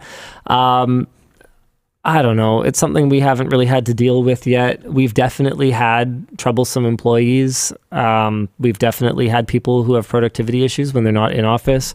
Our solution is that mostly people are in office, where we can have the team together. We're managing everyone. For the most part, our remote positions are pretty sort of output measured, so we don't do any of this stuff. A lot of the stuff is useless if you have intelligent people on your team. So that's something to consider. Because yeah, we do have that, though. I have never seen a single version of like work tracking that isn't every single person permanently sitting on a webcam, which is like, ugh. And someone actually monitoring it all the time, which is also ugh. That is actually good. Like there was one for a long time that was like, their mouse has to move every once in a while. And you just see videos of people that would set up like the rotating fans and just a stick on the rotating fan that's taped to their mouse, and it just moves it back and forth. And they're like, they're working for sure. I don't know. A lot of the are these people working detection things, in my opinion, are mostly managers that don't want to do like productivity and performance tracking. So they're like, hey, I can just point at this thing and it says they did, so sounds good. But I don't know, because they're all beatable. Every single one that I've ever seen is beatable. So at that point, if you have an intelligent team and they really want to beat it, they'll just do that. So what's the point? I don't know. Anyways. Okay, curating the last two. Then we're done, boys. Linus, you used to be at the center of the hiring process. Has it not been too hard to delegate such tasks? Any tips for new bosses such as me? Thanks. Yeah, it's really hard to delegate because I don't know, man. Good luck. That's probably fair enough, to be honest. Yeah. What is the point of HDR when you have some light control? Color management and eyes adapt to light, luminance, and color. Anyway, I notice theaters don't use HDR, so do y'all actually also think it's dumb? Well, theaters don't use HDR because it's expensive. Some theaters are equipped with HDR. In fact, some theaters are even equipped with video walls, so they get much, much brighter than traditional theaters.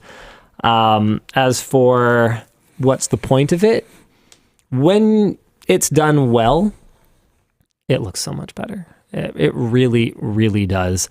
And I would see absolutely having an HDR display at home, like one that especially the one that I have now, even the projector I had before, I can't think of a reason to go to the theater. It sucks. It doesn't look nearly as good. So I don't think it's dumb. And even if, like I talked about on the show earlier, you could boost the peak brightness of SDR, the additional color volume of HDR still does make it look better. And the metadata that's included with HDR content helps to ensure that your display is doing its best job of representing the content. So it makes the experience more reproducible across different displays. So there's definitely still a point to it. And I think there is a point to mark the end of the WAN show. We'll see you again next week. Same bad time, same bad channel. Bye. How do I unbell?